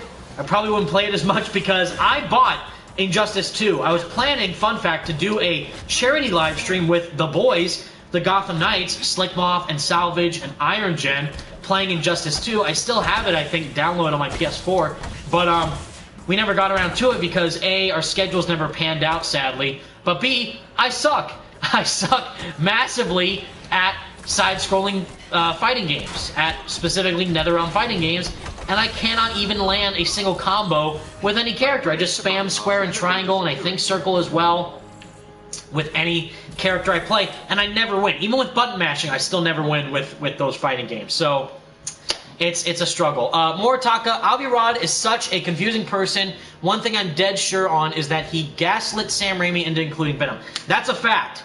That's not anything that's been debated or anything. That is a straight up fact that Sony, mainly Avi, pushed Sam Raimi to include Venom as the main villain / the symbiote in Spider-Man 3. Because you know that Sam Raimi wanted to do Spider-Man 4 and possibly make Spider-Man 3 like a two-parter and then have Mysterio and Vulture in Spider-Man 4 and make Sandman the main villain of Spider-Man 3, I believe. But I still like elements of the black suit of what they did in the movie, but you can tell like that wasn't a genuine director's choice from Sam Raimi. And it's not even like, oh, my God and Lord and Savior Sam Raimi, the best Spider-Man director of all time. No, because I've already went on record numerous times saying I love the Raimi movies because I grew up with them, but my favorite Spider-Man is in fact Yuri's / Insomniac's interpretation.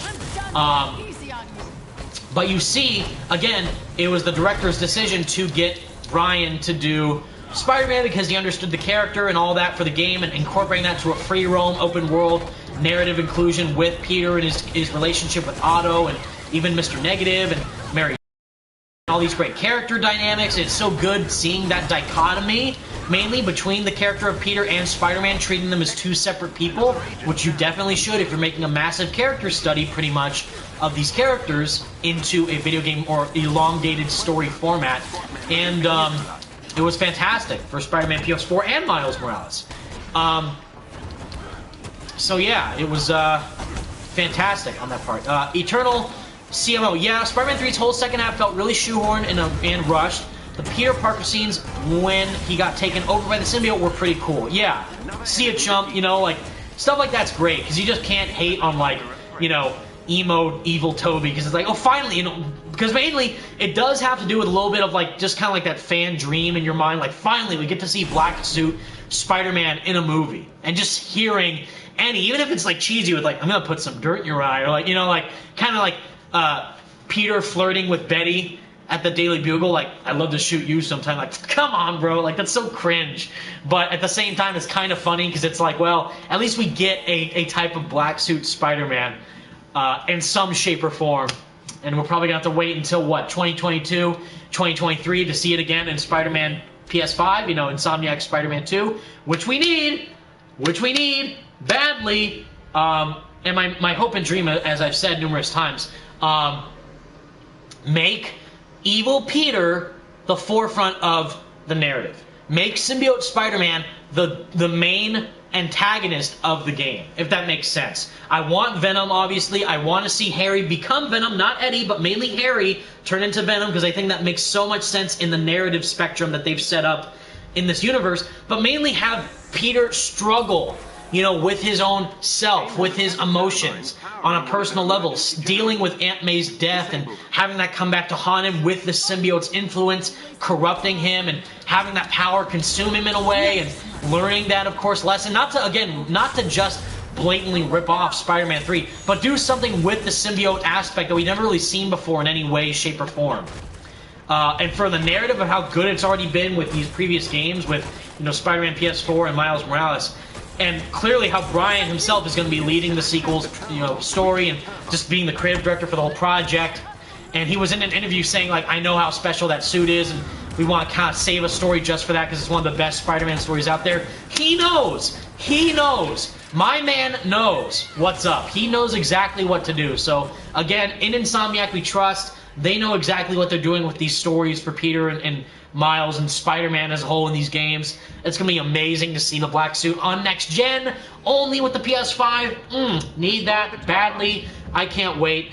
But we probably won't get that until months or years later, sadly. Marvel G, disappointed on how this game came to be. It should have been like Spider-Man. I think you mean Avengers, right? With a little bit of multiplayer. Hell, some of the old movies did it better. Yeah, I agree. Again, where I talked about that, like, it's kind of funny in a way too. Like, Gotham Knights the creative director for that game has gone on the record, like, I think like 2 to 3 times saying it's not live service, but also like saying like, oh yeah, it's not going to be live service, it's not going to have these grinding elements, there's no level caps for any, you know, specific missions or stuff. You can just go to any part of Gotham. It's free roam, open world, Gotham City, you know, exploring it, so it's not level linear based like this with the biomes, exploring labs or deserts and barren wastelands with no people. No, you're there in a fully populated Gotham City, and it's not live service, so they're kind of dissing on what Avengers did, which I find so funny in hindsight because of what the game currently is now, which is still not good, but it's like, they know what to do, and they're clearly, you know, using the current example, and they're playing it smart, you know, they're playing to their strengths, like, hey, you know that Avengers game that lost $67 million? Yeah, let's make sure that our upcoming Gotham Knights game, without Batman in it, does not do the same thing. And that's why, you know, they're learning from their strengths and their weaknesses. And, you know, in this business, in this industry, you have to kind of, you know, mix the good with the bad. So they're kind of using that Avengers and the poor press it has to their advantage to say, hey, you know that bad game that's currently out now? Yeah, our game is not going to be anything like that. So, again, that's just kind of like how good marketing works, in a sense. It's not to diss on another game, but just to draw comparisons from another project and say, yeah, we're going to do it better, or not do the same mistakes that they did. And that's why I don't believe the face value statements that Sean Sky, the previous creative director of Marvel's Avengers, gave us, where they're like, and even Scott Amos, the head of Crystal Dynamics, where they said, hey, yeah, we looked at Destiny, we looked at Anthem, the 2 games that people did not want Marvel's Avengers to be, and we said, we're not going to do that. But it's like, well, if you're looking at those games anyway, like, regardless, you're still drawing inspiration from them no matter what. Because that's the type of game this is. Whereas if you just said, you know, hey, we're looking at Spider-Man and Batman, and we're going to learn from those great games instead. No, because the freaking, that's why I don't feel bad talking about Avengers anytime it brings up, because remember, the CEO, the president of Square Enix himself, Yosuke Matsuda, who's in charge of all the big choices at Square Enix, he was showboating. He was showboating before they even showed any other gameplay for Avengers before the A-Day stuff, saying, yeah, Avengers is going to outsell and outperform all the Arkham games and Spider-Man combined. I'm like, you are out of your mind, sir. No way. Good luck. And the only reason why he said that is not because he believed in Crystal or Square Enix or Eidos Montreal or Nixie Software. You know the reason why he said that is because it's Avengers, and Endgame just released to a, you know, the highest grossing movie of all time. So in his mind, he's like, yeah, I'm gonna freaking brag about this Avengers game that people are gonna buy because it's Avengers. And it's like, no, if you were a smart person and you had a brain, you would know that the game speaks for itself. It doesn't matter. Like, you could make a freaking Superman game from Rocksteady, right? And it could be a game based on that character, but if it's a first-person shooter Superman game, like, what the hell are you doing? Like, the game has to do the character justice, and not the other way around, where the characters are trying to make the game look good, or make a bad game look good simply because the Avengers are in it doing stuff. No, it's because the game does a great job of doing the character justice. You know, Spider-Man PS4, the Arkham games, even Injustice with the fighting style that they have with all those superheroes in the game, that's a good way to show off the different fighting styles of these characters interacting with each other in a cool story. You know, you gotta understand what I'm saying, guys. Like, it doesn't matter if you make a good, if you take a good property that everyone loves and the game sucks, it has to be a good game off the bat no matter what you're making.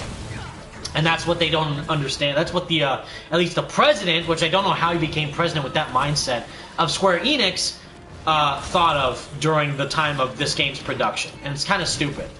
Where it's like, someone should put him in, not, you know, in a mean way, like, you know, beat him up, put him in his place, but like, hey, you know this good game over here? See how Spider-Man Miles Morales is literally outselling The Last of Us Part 2 and Ghost of Tsushima? You know why that is? It's not because it's Miles or Spider-Man or it's a next-gen game and a cross-gen game. It's because the game is so good. The story has great characters, the gameplay is gorgeous, the soundtrack is phenomenal, the combat's fun, traversal's so entertaining. It's so, there's a lot of variety in there in terms of how you can, you know, load Miles out with the suits and also the suit mods. It's a good game. Simple as that. And that's what not a lot of people are understanding. Chris Martinez, hey Evan, in Spider-Man 2, I'm sorry, your question moved. Let's see. In Spider-Man 2, Do you want Insomniac to give Venom a bunch of dialogue, or just have him roar a lot with a little bit of dialogue, just like Venom in the Ultimate Spider-Man game? So, great question. Head for the location And you guys know me. I love Ultimate Spider-Man, but Web of Shadows Venom is so good. Ugh. Web of Shadows Venom is fantastic. My voice is literally cracking right now because of how much I love that game. You guys don't understand. Web of Shadows is, besides this, God, I almost said this, Avengers. No. Besides Spider-Man PS4, Web of Shadows is my favorite Spider-Man game of all time.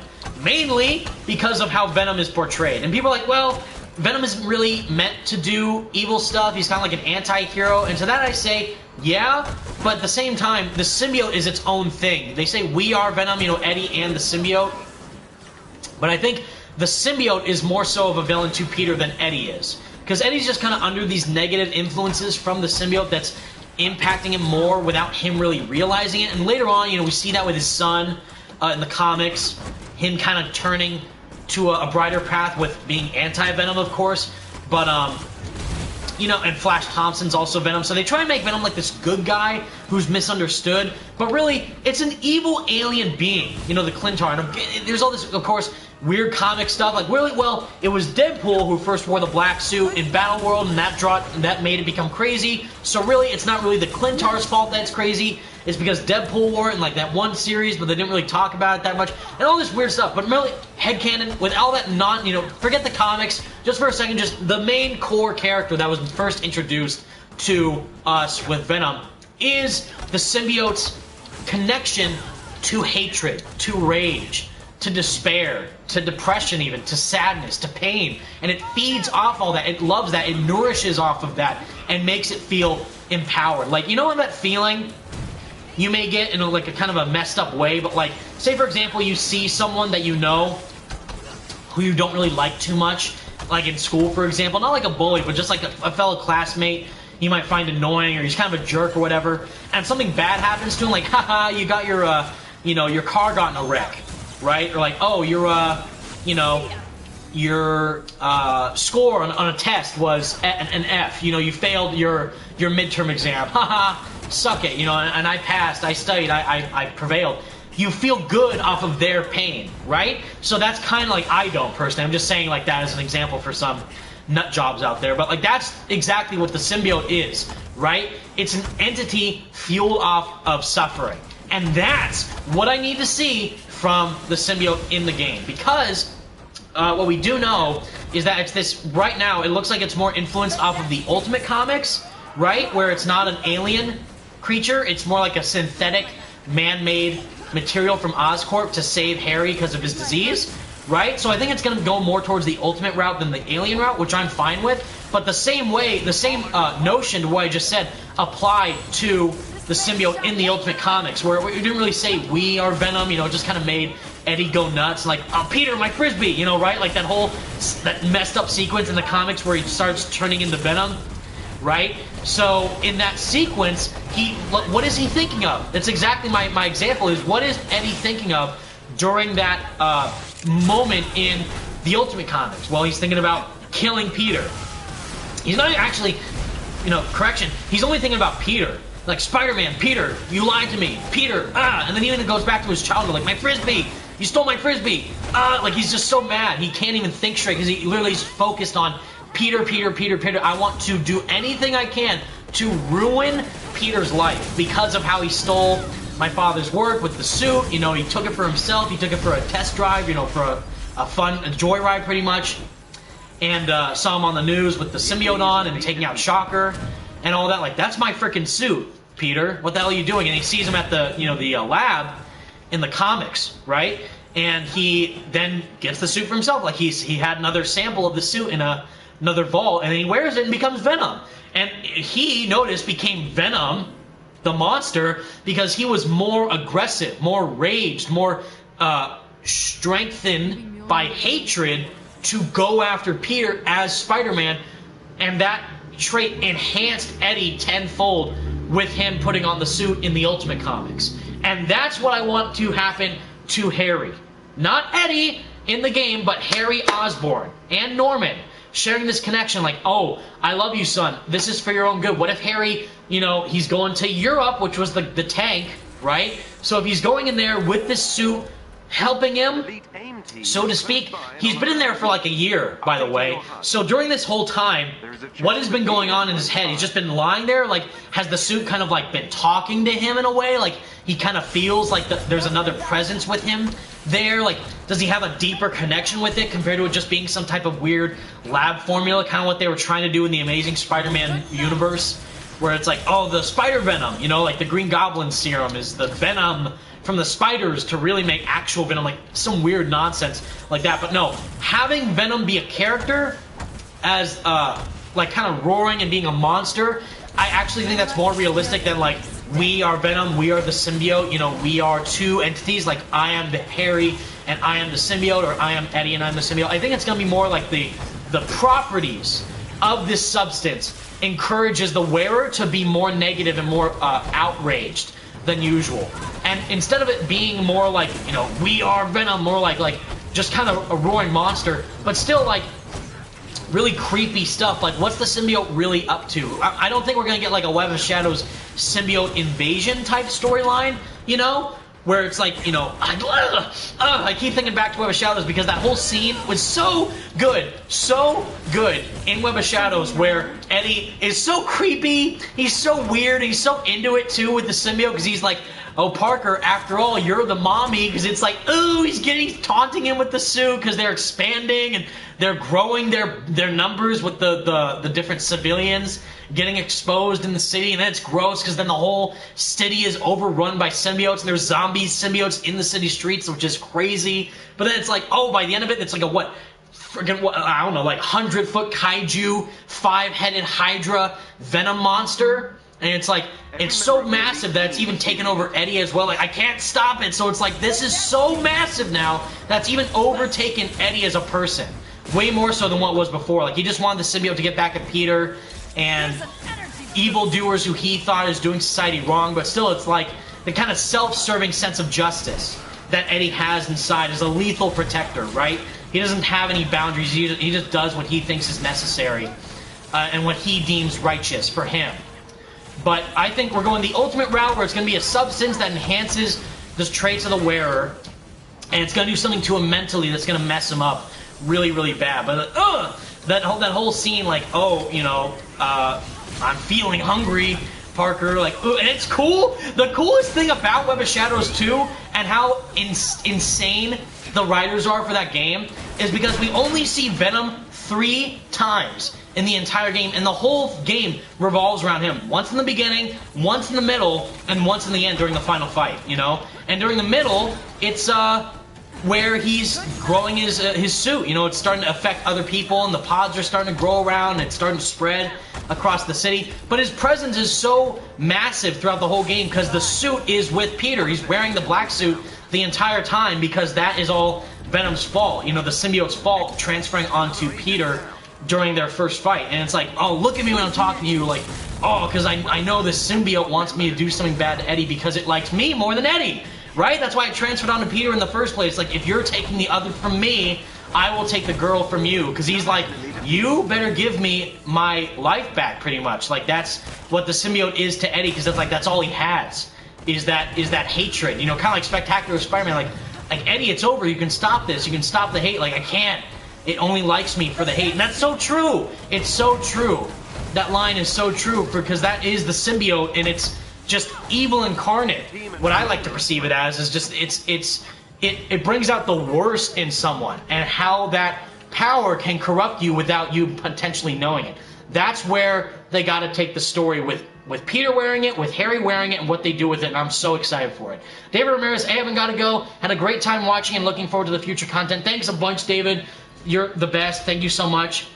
Hopefully you're doing well, and it means a world to me that you just took time to hang out. It's awesome.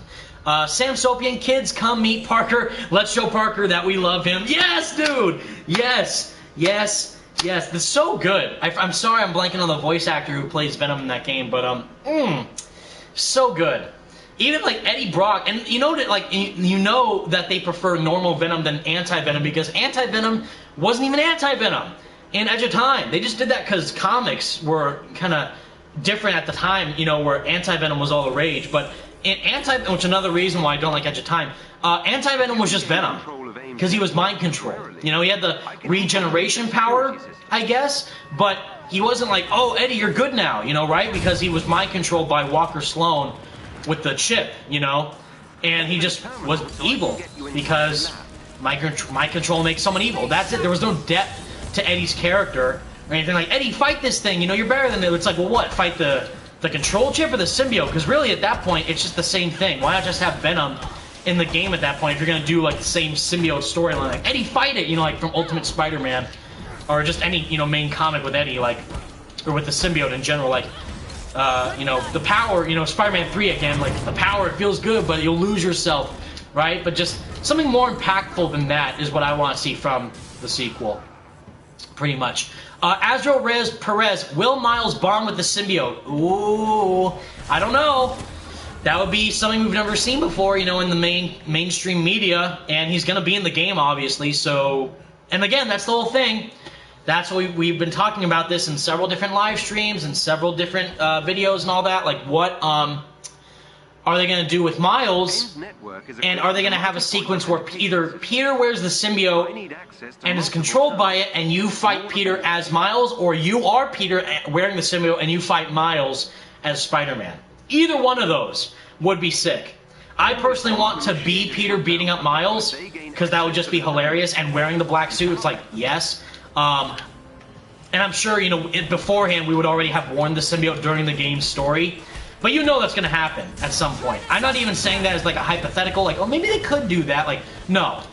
Miles wearing it, maybe. I don't know about that one for sure, but Peter wearing it and eventually fighting Miles is, like, I'm going to say 110% confirmed. That's just an inevitability, and I can't wait to see that. You know it's going to be so emotional. I want it to be, like, dark in the sense, like, maybe, like, Peter beats Miles to the brink of death. And then at that point, he's like, oh my god. Like, I want, like, the, you know... I put up a tweet on Twitter earlier today saying this is my favorite aesthetic, and it's where the heroes have their masks half torn. So it's like at the end of Spider-Man PS4, we see the Antioch suit half torn. There's a recent superhero show, if you guys watch it, called Invincible. That happened too. Batman's done in some animated movies. Deku from My Hero Academia has had that too. And again, you know, like I said, Peter. Miles kind of, not really, had that. I mean, he got unmasked by the end of the game, but he didn't have his, like, half-mask identity almost revealed moment in the game. So I want that to happen. Like, Peter beats him to the brink of death. His mask is almost fully off, and he's got like a black eye, for example. He's bleeding through his mouth, you know, if they want to go that intense. Just like, he's like, Peter, please, don't. Like, you know, like he has, like, the wind knocked out of him, like, one final punch, and he's like, no, and, like, then have it both ways, actually, and then the tables turn, and then Peter's like, no, get off me, like, Miles, help, or whatever, and then, like, Miles is, like, understanding what's going on, and then you swap, and then you play as Miles getting back up, like, with the wind knocked out of him, but he's like, okay, like, that was intense, but I'm back now, and then Peter and Miles fight, and then Miles gets the symbiote off of Peter with the Venom powers that he has. Ooh! Right there. Writes itself. John Paquette, if you're watching. Mary Kenny, if you're watching. Ben Arfman, if you're watching. Even if Dan Slott's involved in the game again, if you're watching, you know what to do. It's not even like a, will that happen? I'm like almost 200% sure that's going to happen. And even if it's something we're expecting, I can't wait. I cannot wait. Because it's already that much more engaging to see what the symbiote's going to be like, how that's going to influence Peter mentally and physically. Going to have some really deep narrative implications with what that means, because the whole thing with Peter's game is about learning to, it's like the whole, like, never meet your heroes sense in a way, but at the same time it's also like, well, you got to keep fighting no matter what, you know? Like, even after everything you've lost with your mentor, your father figure, your mother, pretty much, your aunt, your mother figure of Aunt May, you still never, ever give up. And also know that there's always someone there for you to share the burden at the same time. You know, like, Mary Jane, Miles, kind of Yuri Watanabe in a way, but mainly Mary Jane and Miles are the main two, who know Peter personally now of him as Spider-Man, and they can confide in each other to each other, knowing that they go through these struggles as one, you know, sharing this heavy weight as Spider-Man and seeing what could happen down the line. And that's kind of the message what I got from that game, and just always being true to yourself, but also never faltering for who you are. And same thing with Miles, like, again, and that message is literally the tagline of the game: be yourself. You know, like, just be you. You don't have to live up to Peter's legacy. You don't have to live up to your dad's legacy with Jefferson Davis. You don't have to even live up to your mom's legacy of her being the you know, city councilwoman of New York. Just be the best you can be, and that's excellent message. And same thing with be greater. You know, like, be more than you could be. Reach farther, reach higher, reach further to enhance who you already are. Just be your best self, but also be greater than who you are now for the betterment of others, right? So with that in mind, if that's the tagline for those games, be greater, be yourself, is it going to be like be stronger, be darker, I don't know, be superior, be angrier, I don't know, be emo-er with Black Suit Spider-Man, I don't know, be edgier, who knows? I'm down for it, I don't know, but I need to see what the message is going to be for you know, Insomniac Spider-Man 2, because the message of Spider-Man 3 is actually forgiveness. You know, the main premise of that film is, even with Uncle Ben dead, and we come to kind of a weird twist.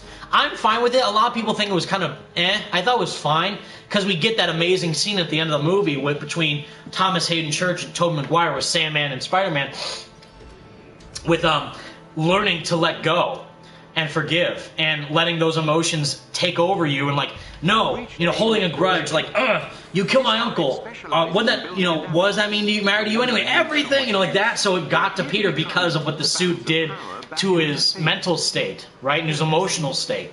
But then after going through that hardship and overgrowing it, you know, he's like, I don't want you to forgive me, I just want you to understand. But then Peter does take that a step further, and then says, no, I do forgive you. Even after all that he went through, all with his Uncle Ben and losing Harry and all that, like, he still is willing to forgive, I get, you know, quote unquote, his uncle's killer, even though it was an accident. He's still willing to, like, something so massive to decide his whole life, you know, like, for being Spider-Man, live up to, with great power comes great responsibility. He's still willing to forgive the man who took the person who mattered the most to him away from him, and let that go, and just overcome that, and you know, be better from that. And that's super inspirational for me personally, and very emotional even talking about it. And the same thing with Spider-Man 2, you know, like, we can't always live up to become the people we want to be, you know, a Doc Ock, and like, sometimes we have to let go of our dreams, but we can still choose to do the right thing no matter what. So no matter who you are, where you are, and what you've done in the past, you always have a choice to do the right thing. And that's super, super emotional for that. And same thing with, like, the first movie, too. Just such good messages in all those films. And Far From Home is like, I guess I'm going on a date now with my girlfriend, who isn't really even your girlfriend, because you just kind of really even know each other, and you just kind of have, like, this little fling in Europe, and that's it. And I guess swinging around New York now with a cool wingsuit. Okay, like, God, I'm sorry, but no, I hate Far From Home so much. You guys know this, but it's like, goddamn. So if they don't do anything to really get me moved personally with No Way Home, I'm gonna be kind of like, where it's like, hey, Alfred Molina, Doc Ock, isn't that cool? Hey, Toby and Andrew, isn't that cool? I'm like, no, because it's fan bait, and it's nostalgia bait, and it's stupid. And I don't buy into it, because it sucks. Just like with J.K. Simmons as J. Jonah Jameson, it's literally just pandering to fan service, and I'm not digging it. So, whatever. But we will see. I'm sorry I'm dissing Far From Home, or No Way Home so early, but you guys know me. If I don't go 1 minute without dissing it, I can't live another second. I'm kidding. But my expectations are kind of what characters do you want in the Marvel fighting games? Says Azrael Perez. Pretty much the same roster we got in Marvel Nemesis. Like some X-Men, some Fantastic Four, some normal characters. And that's another reason why I don't think it can happen, because what? Are you going to have a Marvel fighting game with just Avengers characters because they don't have the legal rights to make them into games. Like, are they going to do like an X-Men game? I don't think so. Are they going to do a Fantastic Four team game? I don't know. Can they even do those?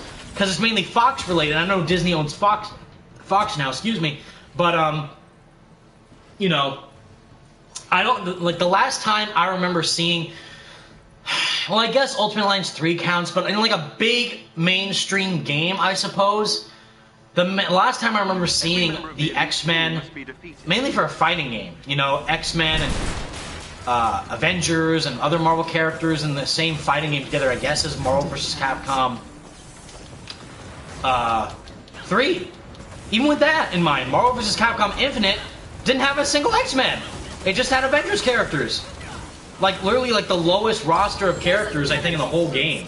Like, Doctor Strange, Ghost Rider was there, but, no X-Men, from what I recall. No Wolverine, no Storm, no, Nightcrawler, which I always want to see in a fighting game, which is definitely would be a pick of mine if I could choose Nightcrawler. Definitely Nightcrawler. I don't know. You know, I don't, really think it can happen. Because the last time, like, Ultimate Alliance 3 did it, I understand, but, I don't know, like, for a fighting game with Marvel characters, with different teams, like Avengers, Fantastic Four, X-Men, it's been a long time since we've seen them in, like, a big main game together. So, I don't know. And guys, by the way, probably after I do this, harm room, I'm probably gonna end the stream, because we've been doing it for 2 hours. Shockingly, I know.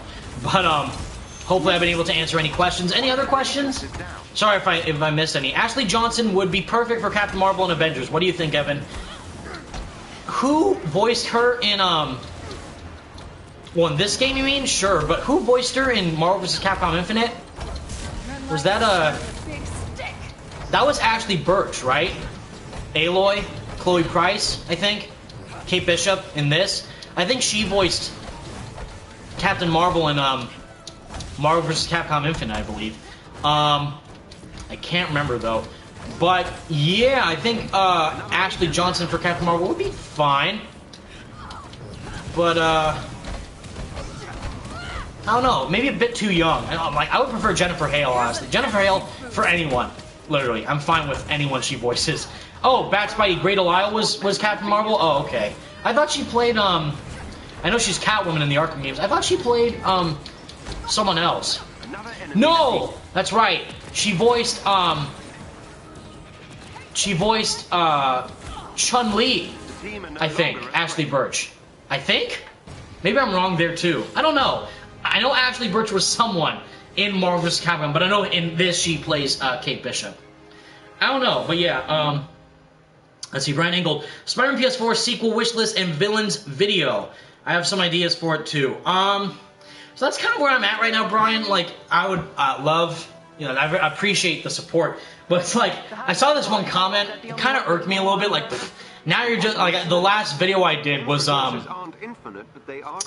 what was it? The last video I did was the video about the PlayStation 5 and the power that it has, because the, president, CEO of Sony Interactive Entertainment, Jim Ryan, went on record saying, oh, really? Laura Bailey was Chun-Li? Damn, who was freaking Ashley Birch then? I'm sorry. God, I don't know who I'm blanking on then for Ashley Birch's role in the game. Damn, that sucks. Sorry. Thank you, Kareem and Bat Spidey, for letting me know. Kareem Muhammad and Bat Spidey. Damn. Who am I thinking of? Jesus, that's upsetting for me. The last video I did was about the CEO, president of Sony Interactive Entertainment, Jim Ryan, saying that we were going to focus more on PS5 exclusives, and of course, one of the big ones, which hasn't been confirmed yet, but one of the big ones is obviously going to be, without a doubt, Spider-Man 2 from Insomniac, of course. And I just talked about how I think it has to be a PS5 exclusive for the betterment of the game. I think making it a multi-platform, like a cross-gen game, would be a disservice to Spider-Man in the future of next-gen. And then I see this comment like, you're just milking Spider-Man at this point, you should do some other stuff, and it's like, well, when I do other stuff, like talking about the Avengers creative director leaving, or top 5 remakes I want to see for video games, no one watches it. So, kind of in a crossroads here. And I did do a video, Brian and Gold, to answer your question about top 5 villains I want to see in Miles Morales. And the only villain on that list we saw was Rhino. And that was mainly because I wanted to see the Rhino rematch between Miles and Rhino from the first game. In the Miles game, and we got that. But the other villains I said on there was like Silvermane, Beetle, Spot, I think, and someone else. But the same villains I have on that list are pretty much who I would want as villains in the sequel. I want Venom, obviously. I think we're gonna get Venom. I think it's safe to say Green Goblin, Wraith. We got Tinkerer in the last game, so no Tinkerer anymore. Beetle, I want to see. Spot would be cool. Do Spot? Oh my god. Guys, I just thought of it. Rift Apart, if you guys have seen the gameplay for Rift Apart, you already know what I'm talking about. Rift Apart showed that gameplay of Ratchet going between dimensions. Right? Each individual dimension, going from portal to portal. Spot, do the same thing. Transport Spider-Man through different areas of New York. Insane. That would be crazy, doing a boss fight like that. Ooh, yeah, Franco, like, you're right, like, Lizard, I think, like, the villains I think we can say are confirmed at this point would not be on that list. So, Lizard, Wraith, Green Goblin, maybe, and Venom, right? Those are 4 villains probably, for sure, gonna be in Spider-Man 2, or maybe a future game, no matter what, right? But villains that we don't know anything about, that I would like to see, Mysterio, Spot, Beetle, Silvermane. Instead of just hearing about him, we actually get to fight him in his super suit, you know, his exoskeleton suit. That'd be cool. It might be a bit similar to Hammerhead, but still maybe do something with that as well. Kraven, maybe. Who knows? But yeah, they're gonna kill it. I have no doubt. But stuff like that, I think I will likely save videos for once we actually probably get an announcement for the sequel. So, top 5 stories I want to see, top 5 villains, top 5 black suits, you know, like top 5 alternate black suits I want to see. Ultimate black suit, number one, in advance. Whenever I make that video, come back in this live stream and say, I saw that, Evan, I saw you talk about that like 2 years ago in the stream. Ultimate black suit Spider-Man is my number 1 pick for an alternate black suit. AKA the best black suit. Sorry, not sorry. But yeah, anything like that, like Spidey Outcast, yeah. Andrew, I want Mysterio in the sequel so bad, yes. And just think about that, the SSD, ooh, transporting, the illusions that could be done on the PS5. Spot, transporting Spider-Man from dimension to dimension. Ooh, yes please. Ooh, yes, need that. I'm sorry, I'm getting so excited because I want all of that. Can you stream for 2 hours, please? Well, yeah, Moises Oropeza, kind of already getting close to that. So I'm going to answering any final questions you guys have, and then we're probably going to end the stream. Also, no, I did not have fun playing Avengers. Sorry. I did the game, you know, I did the update where they keep updating the stuff and the Tachyon Anomaly stuff, and I wanted to do something a bit different for National Superhero Day. But, goddamn. That was not fun. Just wait until they include Black Panther. And again, if you're someone who either A, does not have the game, or B, has the game but hasn't played it since, like, that they included Hawkeye, wait until they include Black Panther. That's my recommendation for you. Marvel G, what do you want the Guardians of the Galaxy game to be like? I missed your question, sorry. I think you were going to ask, what do I want it to be like in comparison to this? Let's see. What do I want the Guardians game to be like? Shoot, I think I missed your question, Marvel G. Let me try and find it. Sorry. Oh, what do I want the Guardians game to be like? For me, I want it to be like Jedi Fallen Order. Ooh. Interesting comparison. That'd be cool. Yeah, but from what we currently have been leaked, you know, because it's not rumor, it's a leak that a Guardians of the Galaxy game is happening, for sure. But, I want it to be like an open world space exploration, Mass Effect, single player space opera, you know, like crazy alien planets, get to explore a really cool story. Not Thanos, like what the Guardians of the Galaxy Telltale series did, which was bad. If you guys have not played that game, don't. Play the Batman Telltale series instead, much better. Go after, like, not Ronan the Accuser, maybe Kang. I don't know, do something crazy, like Kang the Conqueror, or like, you know, the Impossible Man. I know that's more like a Fantastic Four villain, but I don't know, some crazy, not like Galactus or something, but like some really interesting intergalactic threat that we haven't seen in the films that can influence a method of ship, customizing your ship, some open world exploration, visiting planets, gathering resources, gear maybe, not this, but customizable gear with no live service elements would be great. Eternal CMO, honestly, I felt like I got my money's worth with base story for Avengers. It just doesn't have much of an endgame. The live service part is where they faltered. Yes, again, Genshin Impact, a free-to-play live service game, is doing the live service elements much better than a AAA $60 plus Marvel's Avengers game. That's not good. Sorry. That should be the exact. And again, for a game that's free to play, they recently, I think it was reported, earned $1 billion+ for Genshin Impact based off of the microtransaction format. But again, it's free, so you don't have to spend a single dime, and you can unlock every single person in the game with the characters that are included there just by playing the game. Or suits, in this case, could have just been done by just playing the game, but no, they gotta milk you for all that you got, and it's not working. Sorry, Square.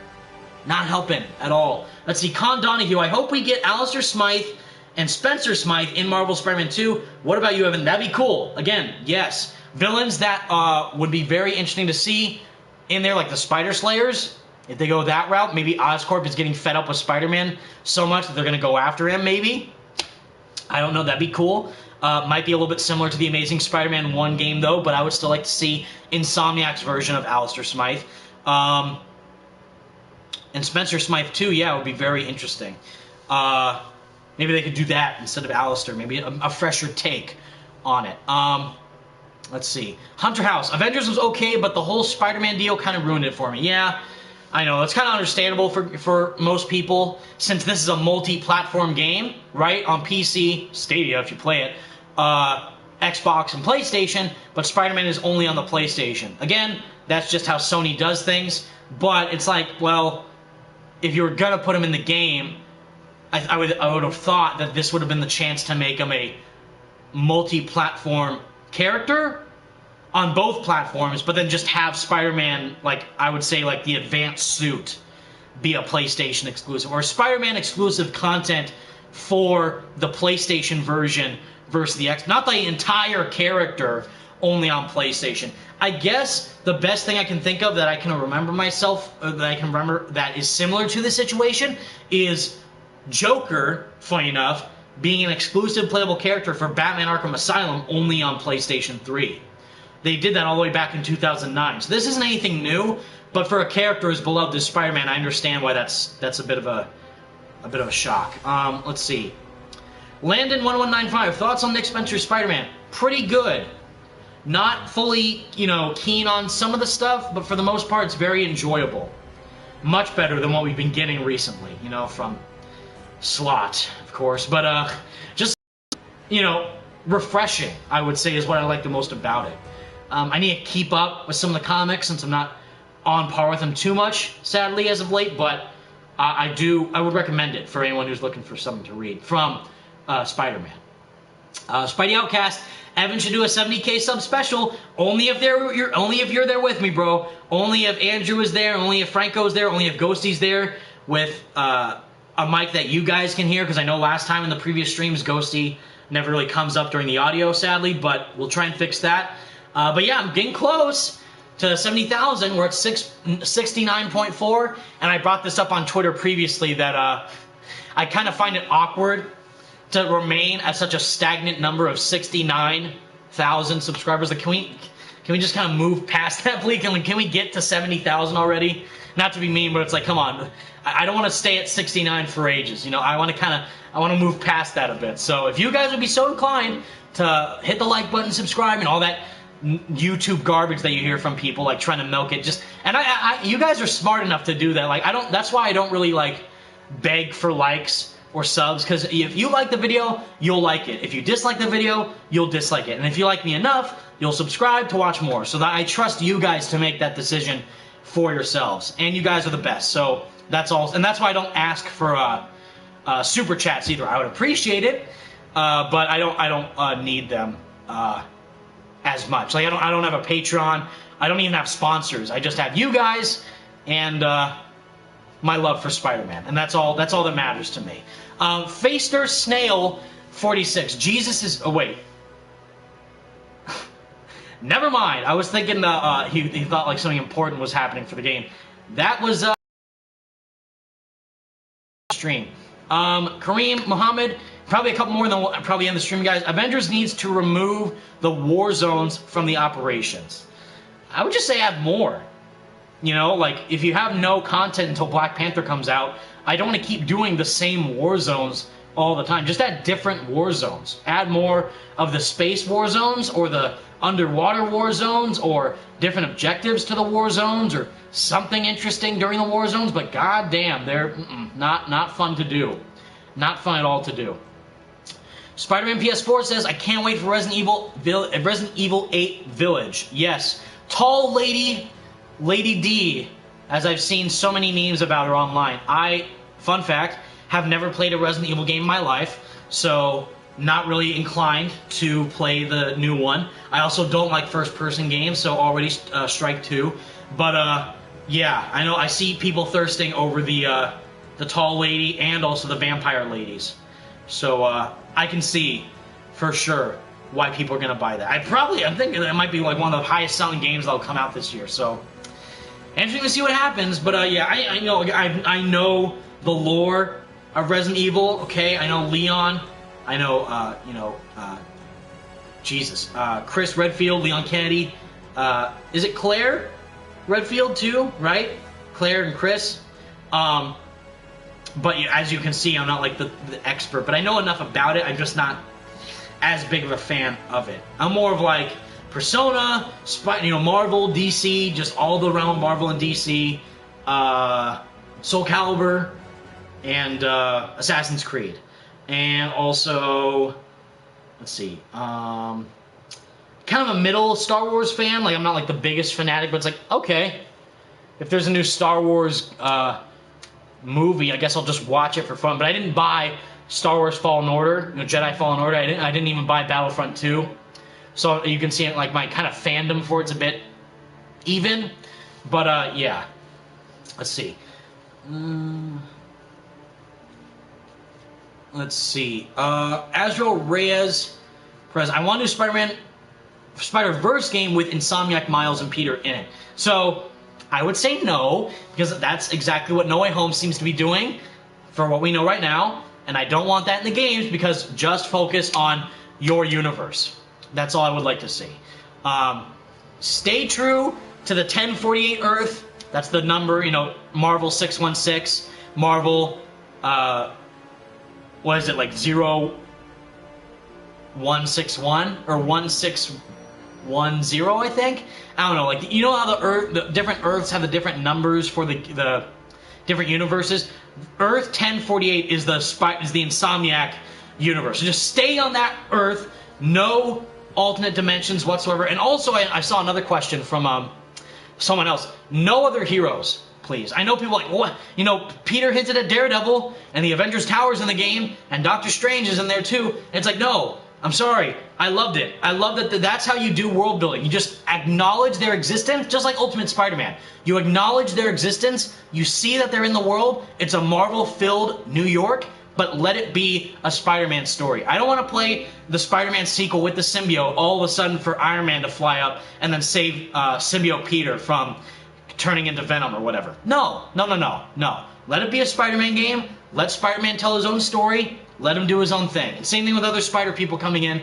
No, I don't want Miguel. I don't want Miles. Well, Miles will be there. You know what I mean? Like an alternate dimension Miles. I don't want Spider-Ham, for example. No. Keep it grounded. Keep it realistic. And I'm sure everything will be fine. But yeah, guys, that is the video, I think, for today. The stream, I should say. I'm sorry if I didn't answer enough fan questions. Happy national and possibly international superhero day. Hopefully you had a good one. Watch some of your favorite superhero movies. Again, if I were to recommend some, you know, go and watch any Spider-Man movie of your liking, because you guys know me. The game is my favorite version, so I don't really have a favorite amongst the movie versions. I just prefer the Tobey movies more, so go watch those. I would recommend Man of Steel, because I freaking love Man of Steel. I think it's a great movie. Also, Snyder Cut, I guess. I did see it recently. I thought it was good. I saw it for my birthday, actually, which was fun. And what else? Falcon Winter Soldier, I guess. If you're watching the Disney Plus stuff, watch that. And also, Spider-Man PS4 and Miles Morales have the best Spider-Man stories out there. So play some of that. Not really Avengers unless you have a PS5. You don't have to worry about the load times. And you like the campaign. Replay it again if you choose to do so. And have a good one.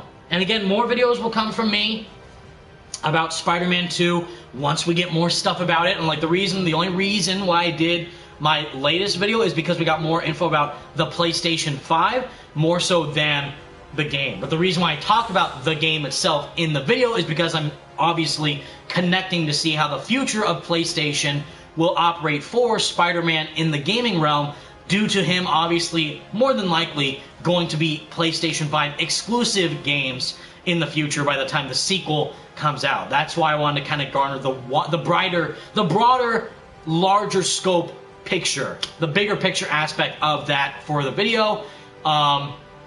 Any video ideas you guys have, let me know. I'm open to suggestions. I saw like, why don't you review older games? Why don't you talk about the shows? It's like, first off, like I said, I haven't seen a single episode of the Disney Plus shows. Not really into, you know, talking. All I would say is it's good or it's bad.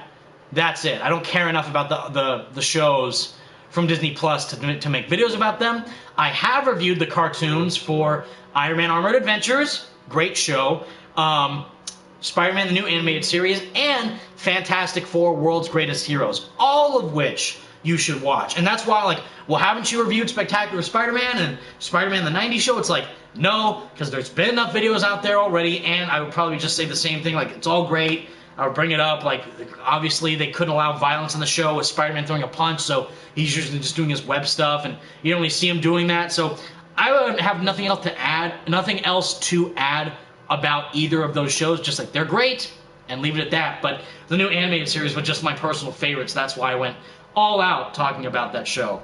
It was fantastic. Games, you know, I've already replayed all Spider-Man games. Every single one of them, except, I would say, maybe like the older, you know, of course, older, like Atari ones and Sega Genesis and all that. And also, I guess if you want to count mobile, with Spider-Man Unlimited or Spider-Man Total Mayhem, I think it was, which is a really good game as well. I did want to do Incredible Hulk Ultimate Destruction on PS2, but it's kind of hard with the setup that I have going on here to do that. But, you know, not a lot going on. And also the movie stuff. I want Shang-Chi trained Spider-Man in the MCU. That would be cool. That would be dope. And even that, like the Shang-Chi movie. I even forgot about that because it's like, yeah, cool. I love the actor, by the way, Simu Liu. I'm sorry if I'm pronouncing his name wrong, but he's from Kim's Convenience. Hilarious show. Watch it if you haven't. And he's going to do an amazing job in the role. But it's like, when I was watching the trailer, I was like, yes, MCU, let's go. Okay, cool. Sweet Marvel Kung Fu movie. Done. Had nothing else to add for it. So only with like the true stuff that I'm interested in, like the Avengers news and seeing how the game is developing, most likely in a bad state, but seeing how it's progressing is what intrigues me to talk about in videos. Spider-Man 2, obviously. Gotham Knights got delayed to next year, so there's nothing to talk about for that. Suicide Squad is most likely going to get delayed until 2023. Nothing to talk about that. Even those games are kind of right now for me. Yeah, I mean, we just did Avengers, and it's like, no, I just want Black Panther to come out already, please. Yeah, Franco, Spider-Man PS4 Radioactive Replay Part 2. Stick with the classics. I mean, if it ain't broke, well, that's gonna be Spider-Man PS5 Radioactive. Well, actually, no, I know what you mean, because I only did Part 1, and never did part 2 because I live streamed the rest of it. So that's the exception there. It was a radioactive replay live stream instead of an individual part. But when I get the remaster and Miles, again, I'm going to milk the content like crazy because I know that's what you guys want from me. And I feel no shame in saying that because that's, it's not even like a assumption, that's just a fact. Like, the Spider-Man videos do the best, and that's fine by me because I love Spider-Man, the Spidey Squad loves Spider-Man, we're in the game, so of course I would love to talk about it as much as possible. But I can't do anything about it because I don't have the console yet. But when I do, guarantee literally like probably daily uploads for the remaster, Miles, and Avengers on PS5, and even Genshin Impact, because Genshin Impact is on PS5 now too, and I need it because it looks incredible. Let's see, Spidey Outcast, you should do another charity stream for those who are fun. Exactly, yes, I would love to do one. It is National Superhero Day today. I was not planning on doing a live stream, but I thought, we'll do something for fun, and I did, which was great. But yeah, Andrew is absolutely right. I love doing the charity streams. I think the last one we did was for Black Lives Matter, and that was with Spidey Skater Boy, and I think Franco as well. Funny enough, that was before Miles came out with its announcement trailer, and it was just very timely how that all kind of laid up with each other. So, yes, I would love to do a charity live stream. If there's any charity you guys have in mind, let me know. We previously did Rady's Children's Hospital, Black Lives Matter, as I said, and Rady's Children's Hospital, St. Jude's? Yeah, St. Jude's and Rady's Children's Hospital. So, mainly hospitals and Black Lives Matter, but if there's any other company or organization that you guys think deserve to be helped or assisted, the Spidey Squad and I would love to do so. We always love giving back to the community in any way, shape, and form, and the charity streams are great ways to do so. But yeah, let me know. In other news, or I guess in other words, not really news, but in other... Without further ado, I should say, thank you all so much for watching. Leave a like if you enjoyed it. It would mean the world to me. Share it, of course. Share my other videos online. Leave a comment as well. I'd love to see what you guys think about the videos I have been doing. Let me know what you would like to see from me in the future. Again, I've already kind of brought up what I have done and haven't done, but I'm open to suggestions. And again, follow Franco, follow Ghosty, follow Spidey Outcast. They're fantastic. They're the best. They're the top tier boys of the boys, and they definitely deserve all your support. Happy National Superhero Day. Have a good one. And enjoy the rest of your late evening or early afternoon, given the time that it may be. Thank you guys so much, and until next time, stay merry, Marvelites, and stay spectacular, Spidey fans. Peace out.